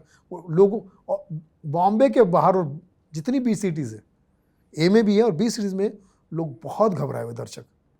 कॉमेडी करना है, कॉमेडी शो करना ही बंद करवा दिया। हमारे बहुत सारे अच्छे कॉमेडी करने वाले जो सो कॉल्ड यूट्यूबर नहीं है, जो पहले से करते आ रहे हैं, वो घर बैठे हैं बेचारे, क्योंकि लोग डरे, प्रोग्राम कम हो गए ना भाई। इनकी वजह से क्या, इनके प्रोग्राम तो सो कॉल्ड होते होंगे जहाँ जाए पता नहीं क्या बरौंदे में करते हैं, माइक ऐसा पकड़ के, कभी ऐसा पकड़ के, ऐसा पकड़ के। लाइव शोज़ में, पब्लिक शो में तो इनको मार के भगाया जाएगा। पब्लिक शो में एक सेकंड नहीं चलेंगे, 1 सेकंड। वहाँ पर वो लोग घबरा गए इन लोगों को देख के, यूट्यूब में फला देख के, बोले यार नहीं, हमने तो देख लिया, हमसे सबको नहीं दिखाया जाएगा, ठीक है। किसी का पूजा का शो होता है, किसी का शादी का शो होता है, किसी का वहाँ नहीं। तो इस वजह से हमारे काम भी बहुत इफेक्ट कर गए। तो इस वजह से मैं बोलता हूँ कि भैया मेरा काम कम हो रहा है। मेरा किचन सेफ है, लेकिन मुझे काम का शौक है। मैं काम करना चाहता हूँ और अच्छा काम करना चाहता हूँ, और मैं बाकी लोगों के लिए भी चाहता हूँ कि काम खुले, लेकिन आप तो उल्टा बंद कराने के चक्कर में आपकी वजह से, तो आपका पाप वो क्यों भुगते।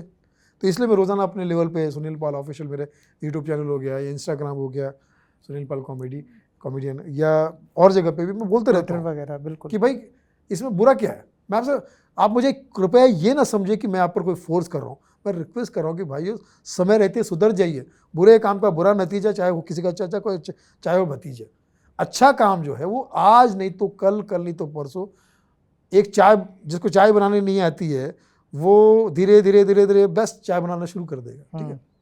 प्रैक्टिस करो ना। लेकिन आप क्या कर रहे हो, अच्छा उल्टा पढ़े लिखे हैं आप लोग हैं, माँ बाप ने आपको इतना अच्छा पढ़ाया है, इतनी अच्छी सुविधा दी है, ये किया वो किया, अब तो आपको कहाँ से कहाँ का कंटेंट लाना चाहिए। आप बनो ना, चार्ली चैपलिन बनो ना। आपको वेस्टर्न कल्चर ही करना है ना, चार्ली चैपलिन बनो, रोवन एटकिंसन बनो, एडी मर्फी बनो। आपकी है औकात। चूंकि आपकी औकात नहीं है तो आप ये छिछोरेपन पे आए और इसको पजामा पहनाया गया मीडिया। अच्छा, पॉडकास्ट करने वाले को क्या लगता है कि यार ये बंदा बदनाम सही, लेकिन ये आएगा तो मेरे व्यूज़ बढ़ेंगे, तो पॉडकास्ट भी उसको साधु संत की तरह सवाल करता है। ये नहीं पूछता कि तुम ऐसा क्यों करते, वैसा क्यों करते। अच्छा, एक सवाल अगर जाकिर खान आपके सामने बैठे होते आप पूछते? मैं ये पूछता कि तुम क्यों करते हो ये सब चीज़ें, ये तुम्हारा काम नहीं है। तुम एक काम करो, कोई दूसरी दुकान लगाओ, वॉचमैन बन जाओ। गाली गलौज करना है तो वॉचमैन बन जाओ, कहीं दारू के ठेके पे कोई वो बन जाओ। ये परफॉर्मिंग आर्ट तुम्हारा काम नहीं है, ना तुम उसके लिए बने हो, क्योंकि आर्ट नाम का तुम्हारे अंदर कुछ भी नहीं है। सर से पांव तक करप्ट फाइल, तुम पे केस फाइल किया जा सकता, बस ये इतना ही। कुछ वक्त पहले अभी ऐसा सुनने को मिल रहा है कि अभी तक तो जाकिर खान वगैरह OTT पे हैं, उनका टीवी पे भी आने वाला है शायद एक शो। उस पर आपने एक इंटरव्यू में दावा किया था कि नहीं चल पाएंगे, अगर चल गए तो अपना नाम बदल देंगे। बराबर। इतना श्योर हो आप? हाँ, क्या करोगे, टीवी पे आके क्या करेंगे मुझे बताइए। चलो आपने तो देखा ना, मैं तो देखता भी नहीं उसका वीडियो।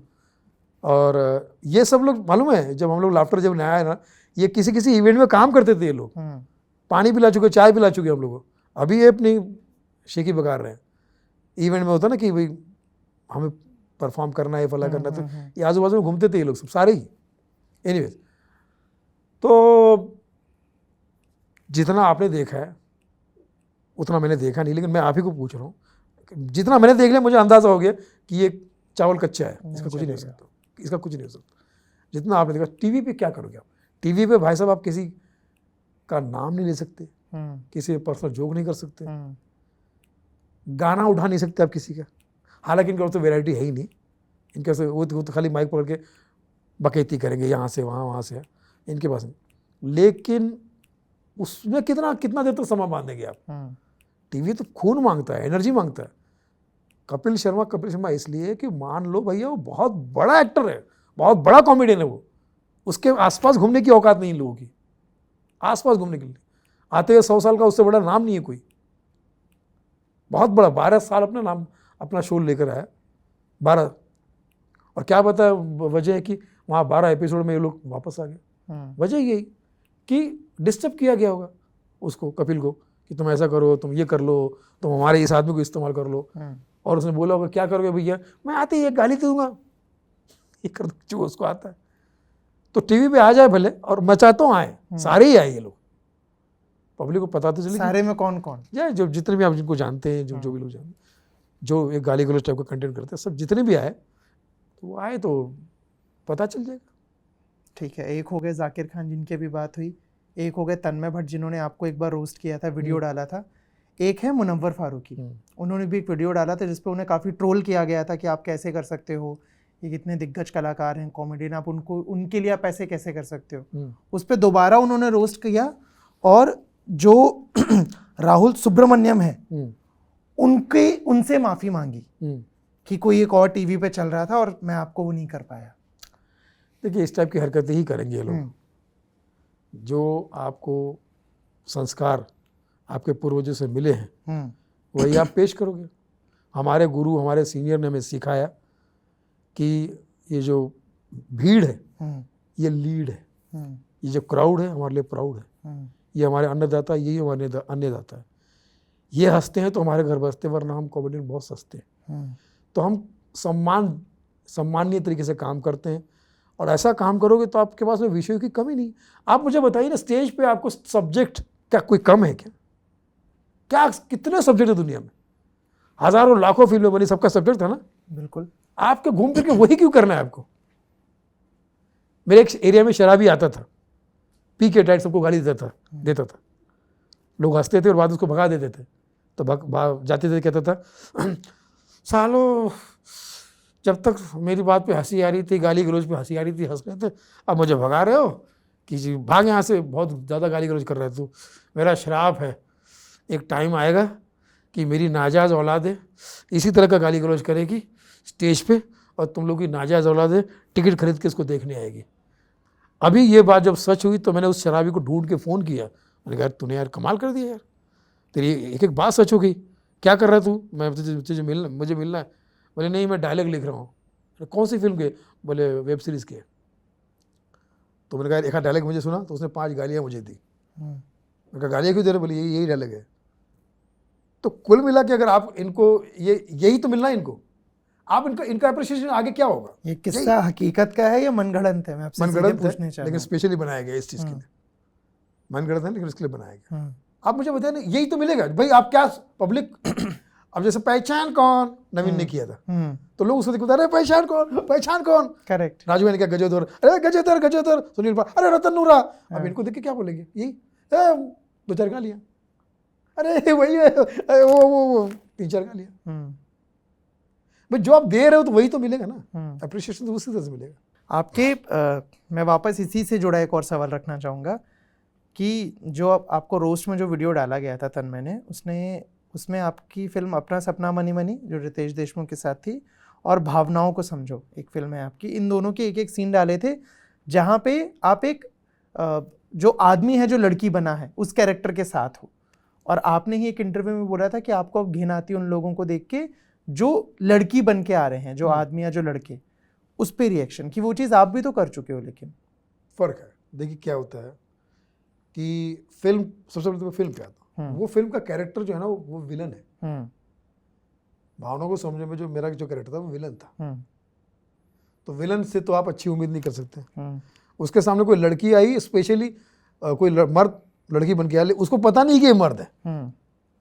तो चूंकि ये विलन है, अब विलन कंसिडर करो तो क्या करेगा वो आदमी? तो गलत बात करेगा ही या गलत नजर रखेगा। सो इस अपना सपना मनी मनी, रितेश देशमुख को लड़की बना है और ये बंदा है विलन है, काइंड ऑफ विलन है, कॉमेडी विलन, लेकिन विलन ही है। और उसका कैरेक्टर दिखाया कि वो थोड़ा सा लाइन बाज मारने वाला है, ठीक है। और लड़की सामने वो, उसको पता नहीं कि ये आदमी है, लड़की है, तभी तो वो थोड़ा एक्साइटेड हो गया वो। तो ये फिल्म का पार्ट इस टाइप से है।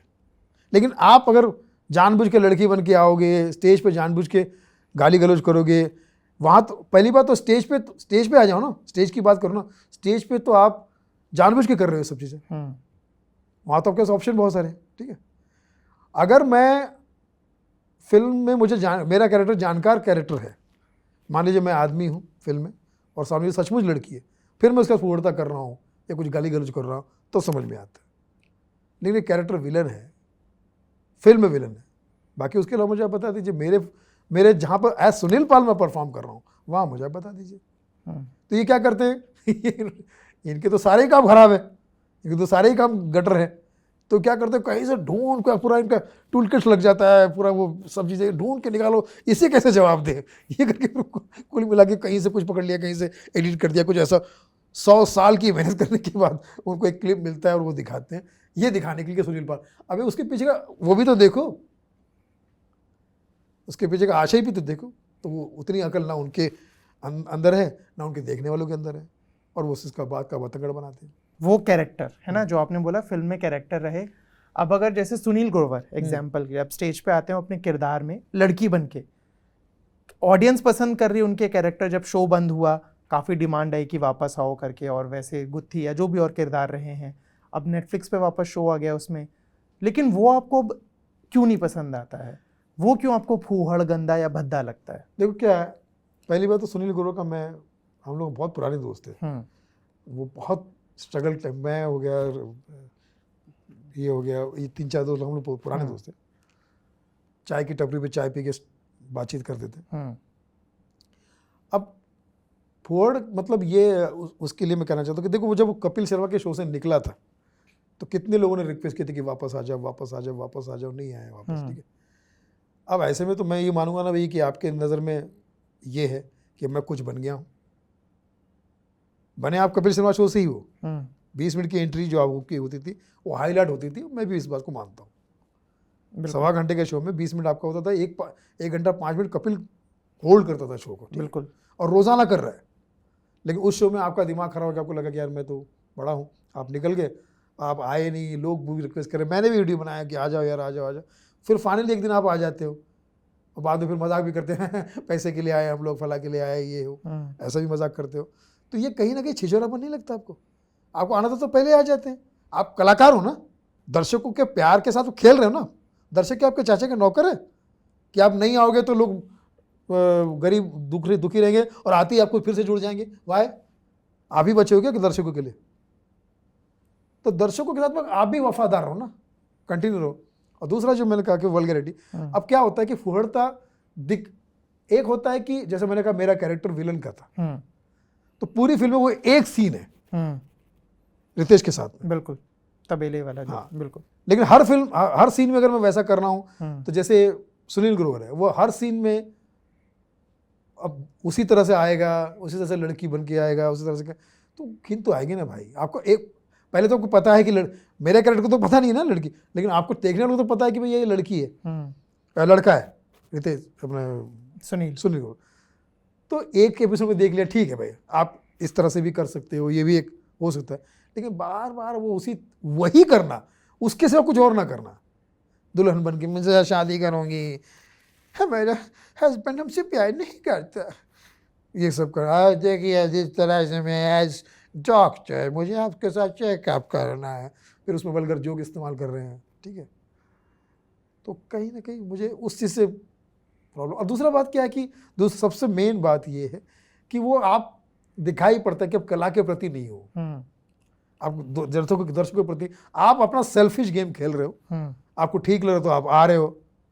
आप उन्होंने वेब सीरीज में भी काम किया, वो उन्होंने भी भरपूर गालियाँ दी हैं, भरपूर गालियाँ दी है। तो आप ये क्यों भूल जाते हैं यार कि दर्शक आपके फैमिली दर्शक है।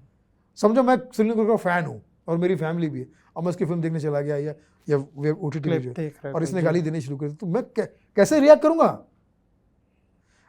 इसका मतलब कि गालियों को आपने इतना बड़ा बना दिया है, वल्गैरिटी को, कि वो आपके कला के ऊपर हो गई है।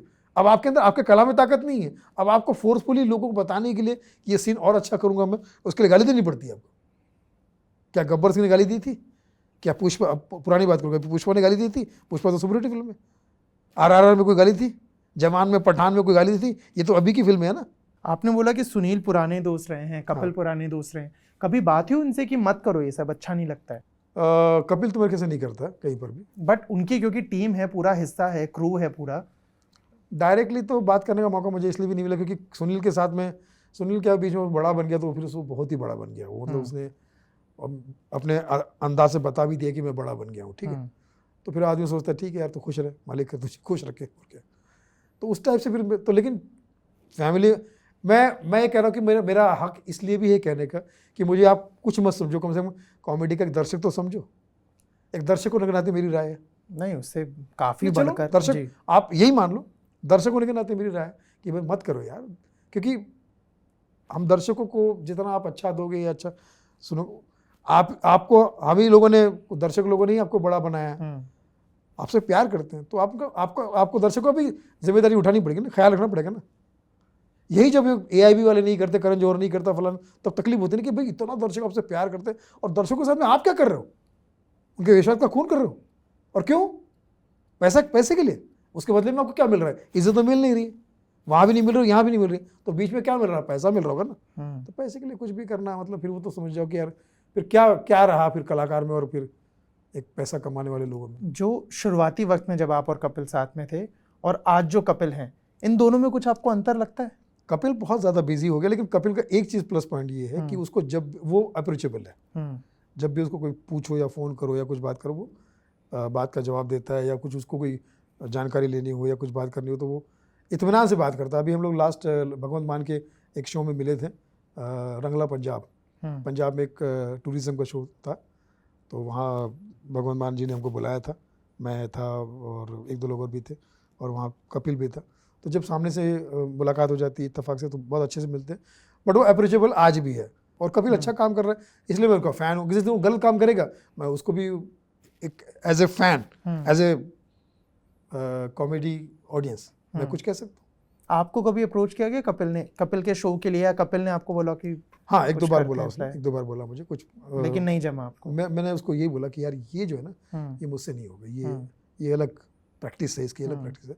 और अच्छा मैं आ जाऊँगा तो अभी मेरे पास में प्रैक्टिस का समय नहीं है, और तू भी मेरे को टाइम नहीं दे पाएगा, और पहले 2 एपिसोड में मैं ठीक नहीं लगूंगा, या किसी वजह से कुछ अच्छा हुआ तो ठीक है, सभी अच्छे, लेकिन मैं अभी इतना रिस्क नहीं लूँगा। तो मैंने उसको मना कर दिया, लेकिन वो बोलता रहता बीच में कि आपको भाई कुछ करना हो तो मुझे बताइए ज़रूर, ठीक है। अच्छा, जो उस वक्त जो कपिल थे ना, जो उनका हेयर लाइन वगैरह काफ़ी ऊपर तक था, हमारी भावनाओं को समझो पिक्चर में भी है ना। हाँ, तो अब जो है उनका हेयर स्टाइल वगैरह काफ़ी चेंज हो गया, तो वो विग वगैरह यूज़ करते हैं, कुछ हेयर ट्रांसप्लांट वगैरह करवाया है? ट्रांसप्लांट शायद किया है, हेयर ट्रांसप्लांट किया है। अब तो ये 40 साल के हो गए, तो उस एज में तो जो होना है वो तो हो ही जाता है। अच्छा, अभी कुछ वक्त पहले आया था, सेलिब्रिटीज़ ने अपने पर्सनैलिटी राइट्स पे कॉपीराइट्स वाली चीज़ें चल रही हैं। बतौर कॉमेडियन, क्योंकि आप भी काफ़ी लोगों को बहुत खूबसूरती से मिमिक करते हो, उन्हें पसंद भी किया जाता है, आपको लगता है इस कॉपीराइट से कॉमेडियंस के लिए दिक्कत बढ़ेगी? बट इसको सीरियसली लिया जा रहा है क्या इस चीज़ को? एक एक्टर ने जाकर कर दिया, तो मैं जैकी श्रॉफ में कैकी श्रॉफ आ गए, या कैकी कगू जगूदा आ गया, चलो जगूदा भी बोल दिया, तो जैकी श्रॉफ तो पूरा बोला नहीं मैंने, तो उनकी आवाज़ ऐसा है। वो मेरे ख्याल से लॉ जो बनते हैं ये इतने पावरफुल नहीं होते, इससे कुछ होना नहीं है। आपकी एक फिल्म आई थी बहुत खूबसूरत, भावनाओं को समझो, है ना, 51 comedians, Yes. 51 Guinness book of world record में उसका नाम दर्ज है। बिल्कुल। कभी और कुछ ऐसा बनाने का सोचा, या उस वक्त जब बना रहे तब जहन में क्या चल रहा था? इतने सारे लोगों को जोड़ना कितना आसान सडनली एक था? आइडिया है दिमाग में कि यार इतने सारे स्टैंड अप कॉमेडियन हैं और स्टैंड अप कॉमेडी का ये उरूज आ गया है, इतना बड़ा उरूज आ गया कि वो मतलब उसके बाद तो हर चैनल पे एक कॉमेडी शो होना ज़रूरी हो गया था, लाफ्टर टाइप का, चाहे कोई भी चैनल हो। तो फिर मैंने बोला कि इसकी फिल्म बनाई जाए, अब इन लोगों के साथ एक फिल्म बनाई जाए। कोई बना तो नहीं रहा, तो मुझे आइडिया आ गया कि बॉम्बे टू गोवा बनी थी लेकिन उसमें 2-3 लोग थे। हाँ। तो उनका ऐसा कि हर कैरेक्टर स्टैंड अप कॉमेडियन हो, क्योंकि बहुत अच्छे कलाकार है सब लोग। तो इंडिया पाकिस्तान के कलाकार भी तब आया करते थे, तो स्टेज पे भी बहुत अच्छा उनका परफॉर्मेंस था। तो मैंने कुल मिला के ये मेरे दिमाग में आइडिया है, उसका मैंने एक बजट बनाया कि भाई इतने में बन जानी चाहिए, और बाकी कलाकारों से रिक्वेस्ट किया तो मैक्सिमम कलाकारों ने कुछ नहीं लिया मुझसे। मैक्सिमम कलाकार मतलब अगर आप 51 कलाकार के तो 30-40 कलाकार, 30-35 कलाकारों तो कुछ भी नहीं लिया, कोई फीस नहीं ली थी, जिसमें जॉन लीवर साहब ने कुछ नहीं लिया था, कपिल ने कुछ नहीं लिया था, या और लोग भी। एक दो और लोगों ने फीस ली किस ने थी? ठीक है, बट जी। हाँ। वो भी मैं कॉर्पोरेट ही समझूंगा मैं, हाँ। कॉर्पोरेट किया हमने, तो ठीक है। लेकिन वो फिल्म का नाम जैसे भावना को समझो, वैसे लोगों ने मेरी भावना को समझा, और फिल्म चली जितनी चलनी थी, लोगों ने पसंद भी किया। लेकिन एक अनोखी फिल्म होने के नाते लोग याद जरूर करेंगे। बिल्कुल। कभी और कुछ सोचते हो कि ऐसा दोबारा कुछ करने का मन मैं है? तो कुछ ना कुछ हमेशा सोचते रहता हूँ, क्या बस यही थोड़ा सा मेरी जद्दोजहद रहती है कि यार ये OTT वाले या टेलीविज़न वाले या फला वाले ये मेरे साथ मिले, मुझे मिल के मेरे साथ में काम करे, या और लोगों के साथ में हम लोग मिलकर कुछ काम करें, ताकि एक हवा बने। क्योंकि क्या है, आज ये ज़रूरी हो गया कि आप उसी जगह तरह से काम करते कि आपका क्या स्टैंडर्ड क्या है। आप शाहरुख खान हो तो आपको इतना मिलेगा, फला हो तो इतना मिलेगा, फला इतना, तो वो मार्केट सेलिंग वैल्यू जो है ना, USP, तो यूनिक सेलिंग पॉइंट जो जैसे कह सकते हैं। तो SP तो हूँ मैं, लेकिन यू नहीं जुड़ रहा मेरे साथ में तो मैं समझता हूँ कि वो जुड़ जाए तो मामला अच्छा हो जाएगा। सुनील पाल होने के नाते SP तो हूँ, लेकिन मैंने 4 फिल्में और की। उसके बाद मैं मनी बैक गारंटी की थी, जो डोमेस्टिक बिग शो करके और था, हाँ, बिग बॉस की थी। बाला के पहले हमारी फिल्म आ चुकी है। फिर लॉकडाउन टू अनलॉक की, अभी गाली गलौज मेरी चल रही है। अभी आ रही फिल्म, एक और फिल्म आ रही जिसका नाम है coffee with alone. Karan Johar को मॉक कर रहे हो? नहीं, एक्चुअली एक ही आदमी की कहानी है, कॉफी विद अलोन। पूरे घर में 3 दिन तक वो डिप्रेशन का एक मरीज है, जिसको डॉक्टर ने कहा 3 दिन तक तुम्हें मूड स्विंग्स होंगे तुम्हारे, तो तुमको यही रहना है। तो उसमें वो क्या क्या करता है, तो वो बड़े एक अच्छी फिल्म है, बट एंटरटेनिंग फिल्म है। मतलब ये नहीं कि आर्ट टाइप की फिल्म नहीं है, मतलब ये नहीं कि बोरिंग फिल्म नहीं है। मतलब बड़ा घंटों एक्टर देखा ही जा रहा है, कुछ बोलने को तैयार ही नहीं है। तो ऐसी फिल्मों को लोग बहुत पसंद करते हैं, आर्ट फिल्म है। मेरा ऐसा बिलीव नहीं, मतलब एंटरटेनिंग होनी चाहिए। तो कॉफ़ी विद अलोन फिल्म आ रही है, तो कुछ ना कुछ करते रहता है, ऐसी बात नहीं है।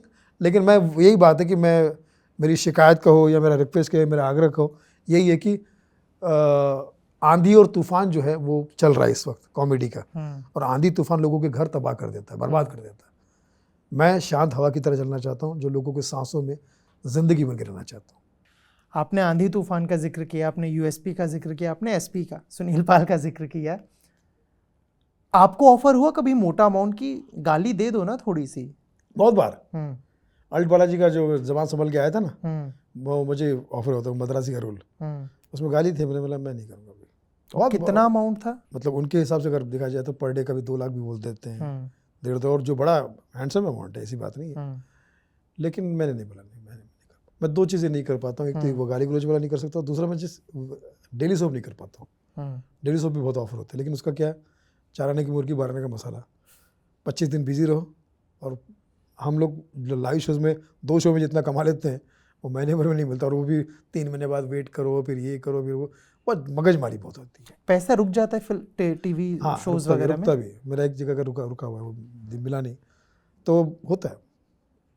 बट वो क्या, मैं समझता हूँ कि हर चीज़ हर किसी के लिए नहीं होती है। जैसे TV पे या फिल्म आप करते हैं, तो फिल्म वाले TV, कुछ लोग देखा मैंने जो घर पे रह जाएंगे, जैसे राजपाल यादव है, उनको बहुत TV के ऑफर होते हैं। तो नहीं यार, वो टेम्परामेंट नहीं है अपना कि वो वहाँ जाए उस तरह से उतना टाइम, 1 आध दिन का काम हो या 2 दिन का काम हो, क्योंकि वो नहीं कर पाते। तो सबका अलग अलग होता है। फिल्म वाले उधर नहीं जा सकते, OTT वाले का अलग है। भाई जिसने गाली गलौज दे के ही नाम कमाया हो, ऐसे बहुत सारे एक्टर हैं ना, 3-4 मिर्ज़ापुर में भी 3-4 है। अब वो यहाँ नहीं चल पाते। उसका कारण ये कि वहाँ हाईलाइट ही उस चीज़ की वजह से हुए थे। मिर्ज़ापुर वाले यानी पंकज त्रिपाठी, पंकज त्रिपाठी को देख लो, कहाँ उसको पसंद करते लोग। आप एक फिल्म बता दो जो चली उनकी। मिर्ज़ापुर ही इतना चला है। भाई वही ना, भाई मिर्ज़ापुर वो मिली जुली सरकार है कि भैया गाली दे दिया, कुछ हार्श सीन दिखा दिए, कुछ पागलपन दिखा दिया, पंकज ने भी है किया और बाकी लोग, तो वो कुल मिला के फिर वो पूरा जो मसाला जो है वो एक उस टाइप के जोन में पसंद आता है। लेकिन वो सब चीज़ें लेके आप फिल्मों में नहीं आ सकते, टीवी पे तो बिल्कुल नहीं। आपको नहीं पसंद पंकज त्रिपाठी बतौर एक्टर, बतौर? मुझे हर उस आदमी से शिकायत है जो एक्टिंग के अलावा या अपने काम के अलावा जिसकी वजह से आपको लोग पसंद कर रहे हैं, उसको छोड़ के आप दूसरी चीज़ पे ध्यान दे रहे हैं और लोगों का ध्यान भटका रहे हो। जैसे जब आपको खुद, जैसे मनोज बाजपेयी, मैं उनका बहुत बड़ा फ़ैन हूँ उनकी एक्टिंग का, सबसे पहली बात। लेकिन एक्टिंग के अलावा तुम ये सब चीज़ कर रहे हो, ये तुम्हारा काम नहीं है। तुम एक्टिंग करो, तुम एक्टर अच्छे हो, तुम जैसा कोई एक्टर नहीं है, तुम एक्टिंग पे ध्यान दो। नवाज, तुम एक्टिंग पे ध्यान दो, ये सब चीज़ें मत करो। लेकिन क्या पैसा जब आता है तो फिर बाद में सफाई देते फिरते हैं, अरे इसमें कौन सी बुरी बात है, ये तो गाली तो भैया आजकल सभी लोग देते हैं भैया। अरे किसको बेवकूफ़ बना रहे हैं। मेरी अभी हाल ही में उनसे बात हुई थी कुछ दिनों पहले, मनोज वाजपेयी सर से। मैंने भी गाली वाली चीज़ पूछी उनसे, तो उनका जो जवाब था वो ये था कि हमें शौक नहीं है, कैरेक्टर की डिमांड होगी। फॉर एग्जाम्पल फैमिली मैन वो कैरेक्टर उस वक्त अगर इतना फ्रस्ट्रेट है तो देगा गाली। अब OTT पे वो लिबर्टी मिल रही है। आमतौर पे आम जिंदगी में हम लोग कई मौके ऐसे होते हैं जब गुस्सा आता है, परेशान होते हैं तो गाली देते हैं। तो अगर वो रियलिटी हमें दिखानी है तो देना पड़ेगा। तो फिर रियलिटी में कैरेक्टर गोली भी खाता है, वहाँ भी एक्टिंग कर रहा हूँ, वहाँ खाओ, सचमुच गोली खाओ ना, तो फिर आखिरी फिल्म हो जाएगी ना ऐसे। तो आपका स्वार्थ जहाँ है वो रियलिटी है, कैरेक्टर की डिमांड है। भाई रियलिटी में गाली दिया था उसने, इसलिए तुम दे रहे हो ना। यहाँ पे कोई कैरेक्टर निभा रहे हो, एक पुलिस का कैरेक्टर हो गया, अपराधी का कैरेक्टर निभा रहे हो, उसने गाली दी थी इसलिए तुम दे रहे हो ना, वो नेचुरल चीज़ आने के लिए।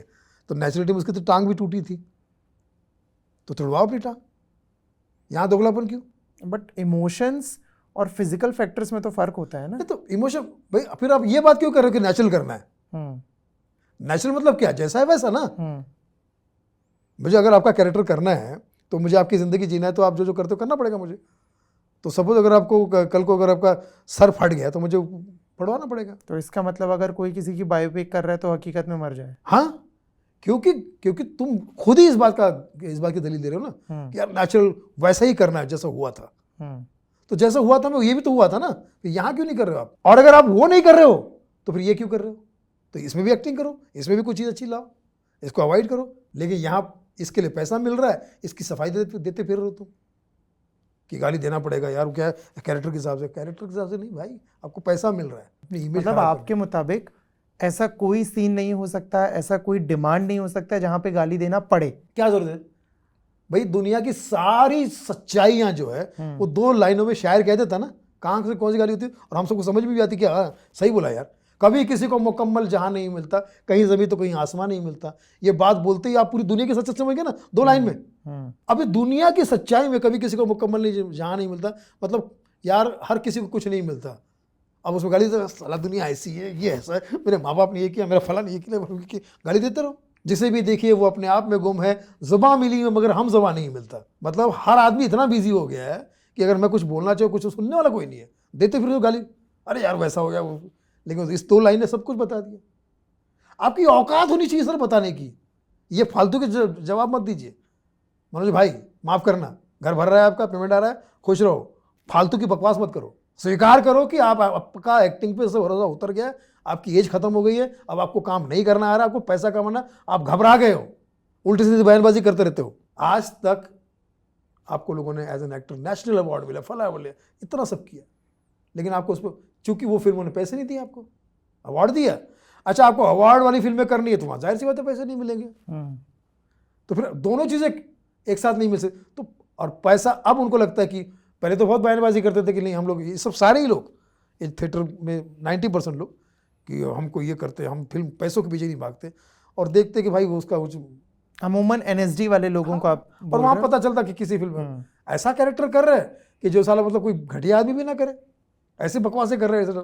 ये सब पैसा इनको चाहिए पैसा। अब इनको समझ में आ गया कि अपनी एज हो रही खत्म, अब एज एन एक्टर मुझे अवार्ड सब मिल गया, लेकिन घर में होता होगा ना आपस में बात करते हुए कुछ भी, यार सिक्योरिटी क्या है, फला क्या है, तो अब उसको ऑफर होने लगे पैसों के, तो पैसों के ऑफर होंगे तो पैसे वाला तो उल्टे सीधा काम करवाएगा आपसे। पहले यही बंदा जो था बोलता था कि पैसे के लिए मैं हर चीज़ नहीं करता, अब पैसे के लिए हर चीज़ कर रहे हो, आप ही कर रहे हो, आप ही अपने पास से फिर फेर रहे हो। क्या मजबूरी हो सकती है मुझे बताइए। चलो मैं मानता हूँ कि गाली गलौज तुम कैरेक्टर के हिसाब से कर रहे हो, लेकिन ये कैरेक्टर की मजबूरी नहीं है। आप मना कर सकते हो, आप मनोज बाजपेयी हो, आप सुनील पाल, ये कोई छोटे मोटे आर्टिस्ट नहीं हो। अभी हम लोग के बीच में इंटरव्यू चल रहा है, अभी यहाँ चाहो तो मैं गाली दे दूँ आपको, ये तो सीधा यूट्यूब पे ही जाएगा ना, इसमें कोई सेंसर थोड़ी, कोई सेंसर नहीं भाई। बड़े बड़े पॉडकास्ट में देखा मैंने, एंकर भी गाली देते, फला भी गाली देते, उनको कोई रोकने वाला नहीं है, और हमें कोई रोकने वाला नहीं, और उनको कोई, तो फिर भी अपना जो सेंसर है, आपकी जो आत्मा है, आत्मा कहाँ गई? आत्मा हत्या कर ली क्या आपने? आत्मा जो है ना वो कला से जुड़ती है, परमात्मा से जुड़ती है, वो दर्शकों से, तब वो हमें एक अमिताभ बच्चन बनता है भाई। आप जैसे नॉर्मल कलाकार रोजाना आते हैं, रोजाना निकल जाते हैं, इस पर कोई घमंड करने वाली बात नहीं है, और सफाई देते रहोगे। अच्छा, सफाई देना पड़ रहा है, इसका मतलब ये, आपने सवाल किया, इसका मतलब ये है कि कुछ गलत हो रहा था ना, आपको लगा ना सवाल करने में कि यार मैं सवाल पूछूं, ये गलत है, और वो सफाई भी दे रहे हैं, इसका तो उनको भी पता है कि गलत है। अभी जितने भी, जो नवाज ने कितना अच्छा नाम किया था, लेकिन बीच में फिर वो एक वेब सीरीज लेके आया जिसमें सिर्फ हर दूसरे लाइन में गाली बक रहा है वो, और इंटरव्यू में फिर आप साधु संत बन जाते हो, ये और दोगलापन। ये सारे यूट्यूबर फुटूबर, ये जितने भी, इनके पॉडकास्ट उठा के देख लो, मेरी अम्मा ने रोटी बनाई, मेरी बहन ने, यार ये किसको क्यों बकवास कर रहे हो? तुम्हारे मुंह पे लानत बरसती, सूट नहीं कर रही है चीज़ें, क्योंकि आपका काम मैंने देखा अभी थोड़ी देर पहले, बहुत बकवास था। तो मतलब अगर कोई ऑन स्क्रीन गाली दे रहा है तो आपके मुताबिक उसको अपना स्ट्रगल वगैरह नहीं बताना चाहिए?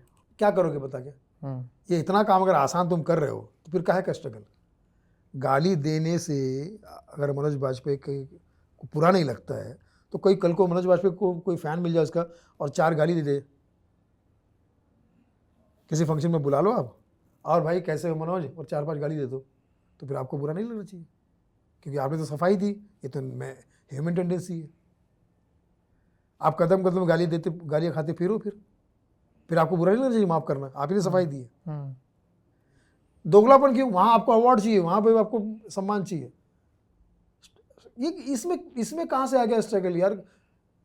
हाँ, मनोज बाजपेयी ने जो एज एन एक्टर काम किया था उसका स्ट्रगल बहुत था, ये था, लेकिन फिर आप ही ने अपनी इज्जत खराब कर दी, तो स्ट्रगल बताने का क्या हक है आपको? यहाँ पर भी अगर सही होते तो आप बता सकते थे कि भाई मैंने ये स्ट्रगल क्या फला किया, वरना अब क्या हो जाता है कि कोई बोल नहीं रहा, कोई बोलेगा नहीं आपको, कुछ भी नहीं बोलेगा, लोग भी सपोर्ट करेंगे आपको, लेकिन आपको अंदर से आत्मा होनी चाहिए कि भैया कल को ये चीज़ माँ बाप देखेंगे, भाई बहन देखेंगे, भले आपके घर वाले कितने ही विदेशी हो, स्टाइल के हो, लेकिन एक झटका तो लगेगा यार। अरे तो उसका अंजाम जो है, उसका रिजल्ट थोड़ा बुरा ही है। आप मान नहीं रहे हो, मजदूरी कर रहे हो, पता लगे, आप आर्गुमेंट कर रहे हो, आप सीधा रास्ते पे नहीं आ रहे हो, कि आप अपने रास्ते से भटक गए हो। तो ये चीज़ है।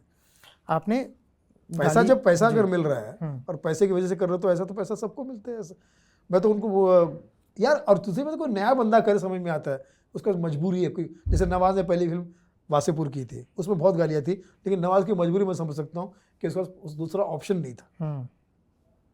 लेकिन आप नवाज इतना बड़ा स्टार बनने के बाद जब उसको सेक्रेट गेम मिली, तो आपने वहाँ पर भी वही किया। तो कहीं ना कहीं ऑडियंस के साथ में आप ऑडियंस का अपमान तो कर ही रहे हो ना भाई, जिसकी वजह से हमें चलना है, वो ही नहीं तो फिर हम क्या, दर्शक ही नहीं तो फिर क्या करोगे आप क्या कर लोगे? आप कितना ही बोलते रहो कि हमारी फिल्म में आपको देखना है तो देखिए, वरना मत देखिए। अरे बेवकूफ़ हो, वो नहीं देखेंगे तो तुम हो कौन फिर? तापसी पन्नू, अनुराग कश्यप की बात कर रहे हैं, ये सब जितने भी सब। तो आप अपना इस टाइप की बयानबाजी करेंगे, तुमको नहीं देखेगा तो कहाँ जाओगे? कौन हो तुम? क्या आता, झाड़ू मारना भी आता है तुमको? सो कॉल्ड एक्टर और आर्टिस्ट बन के घूम रहे हो, घर पे रोटी बनाना भी आता है, कपड़ा तो तुम्हें कोई और धोके देता है। किसी लायक नहीं हो, भगवान ने तुम्हें एक लायक बनाया है। हम खुद, मैं मैट्रिक पास हूँ, मेरे अपने हिसाब से मैं नौकरी करना चाहूँ तो मुझे क्या नौकरी मिलेगी?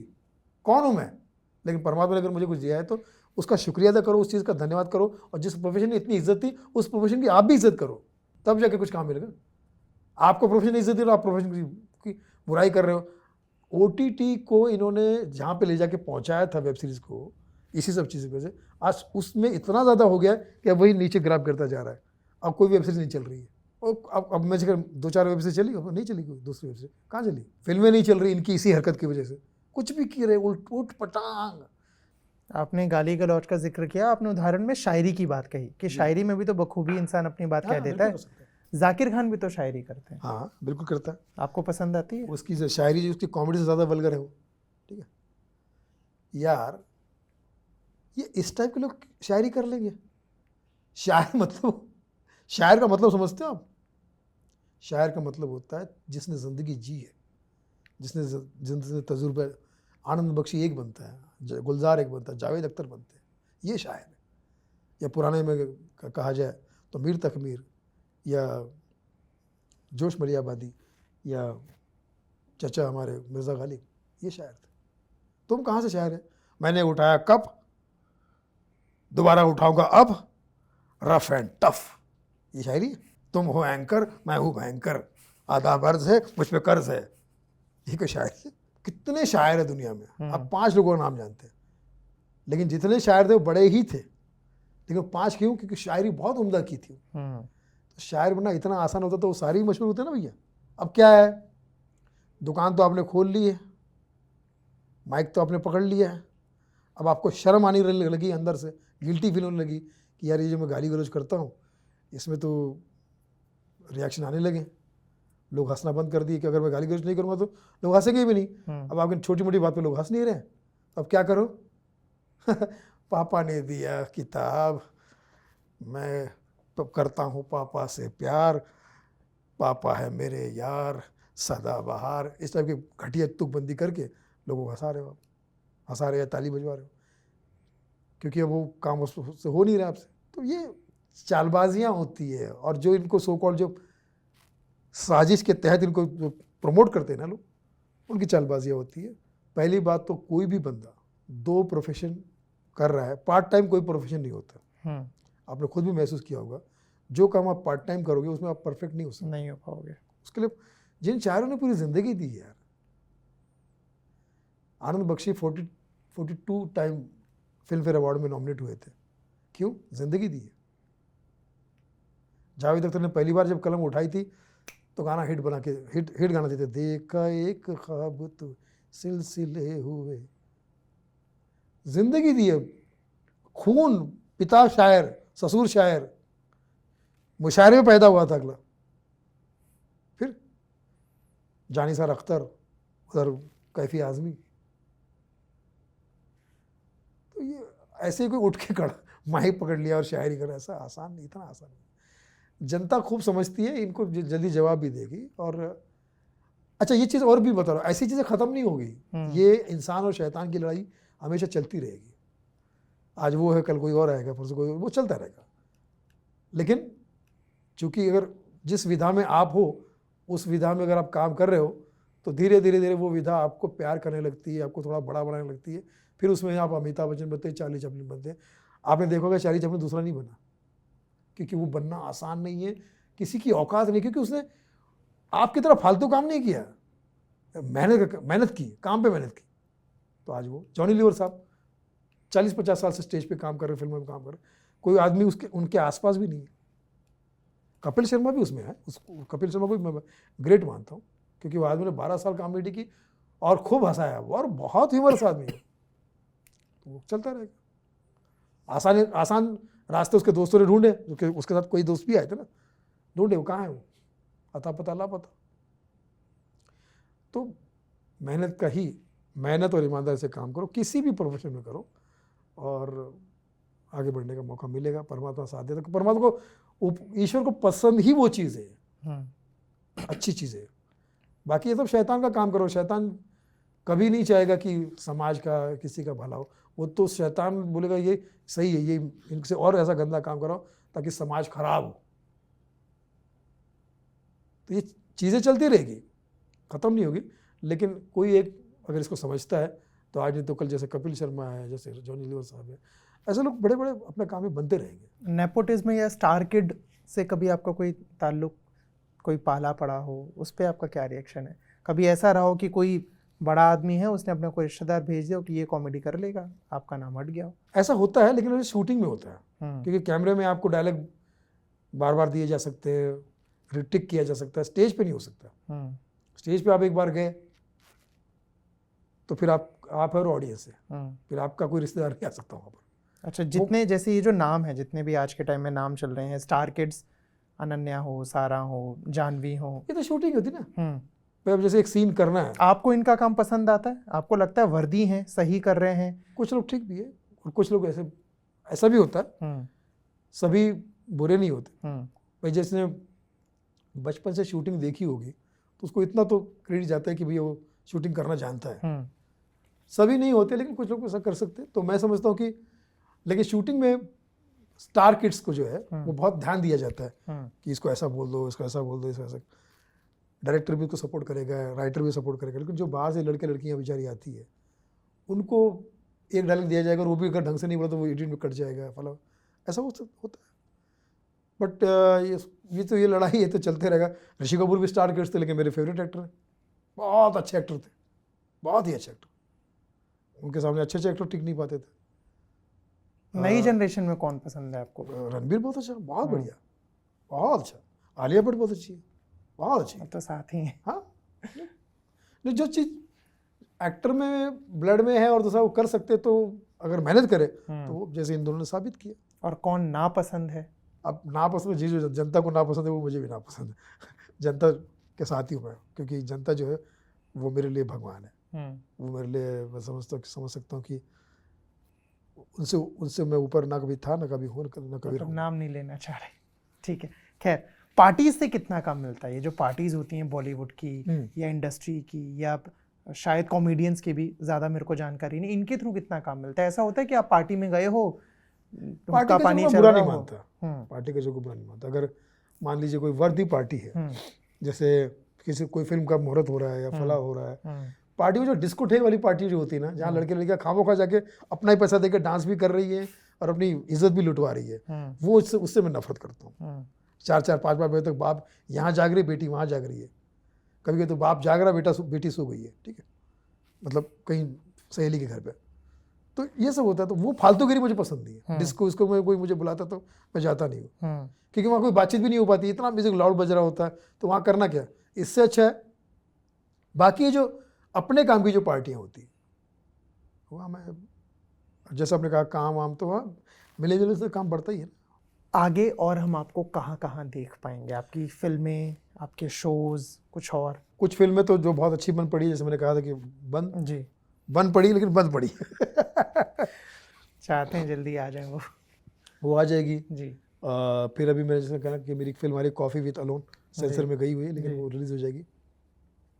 उसमें मैं अपने प्रोडक्शन को भी अभी बड़ा बना रहा हूँ, क्योंकि मेरा ऐसा मानना है कि जब आपको समाज में वो काम नहीं मिल रहा है तो घटिया काम, 2 कौड़ी का काम, जैसे मैंने कहा गाली गलौज के लिए मुझे ऑफर आता है, तो मुझे घुटने ना टेकने पड़े, इसलिए मैं फिर अपना प्रोडक्शन खुद बना रहा हूँ और उसमें मैं अपने लेवल की फिल्में बना रहा हूँ। और उसमें मुझे इंडस्ट्री में, मैंने कहा ना, मेरे बहुत सारे दोस्त हैं जो मुझे सपोर्ट भी करते हैं, एक्टिंग में भी, अदर पार्ट्स में भी सपोर्ट करते हैं। तो मैं सोच रहा हूँ कि यही सही वक्त है कि अपने आप को आजमाया जाए और एक नए रूप में लोग तक पेश किया जाए।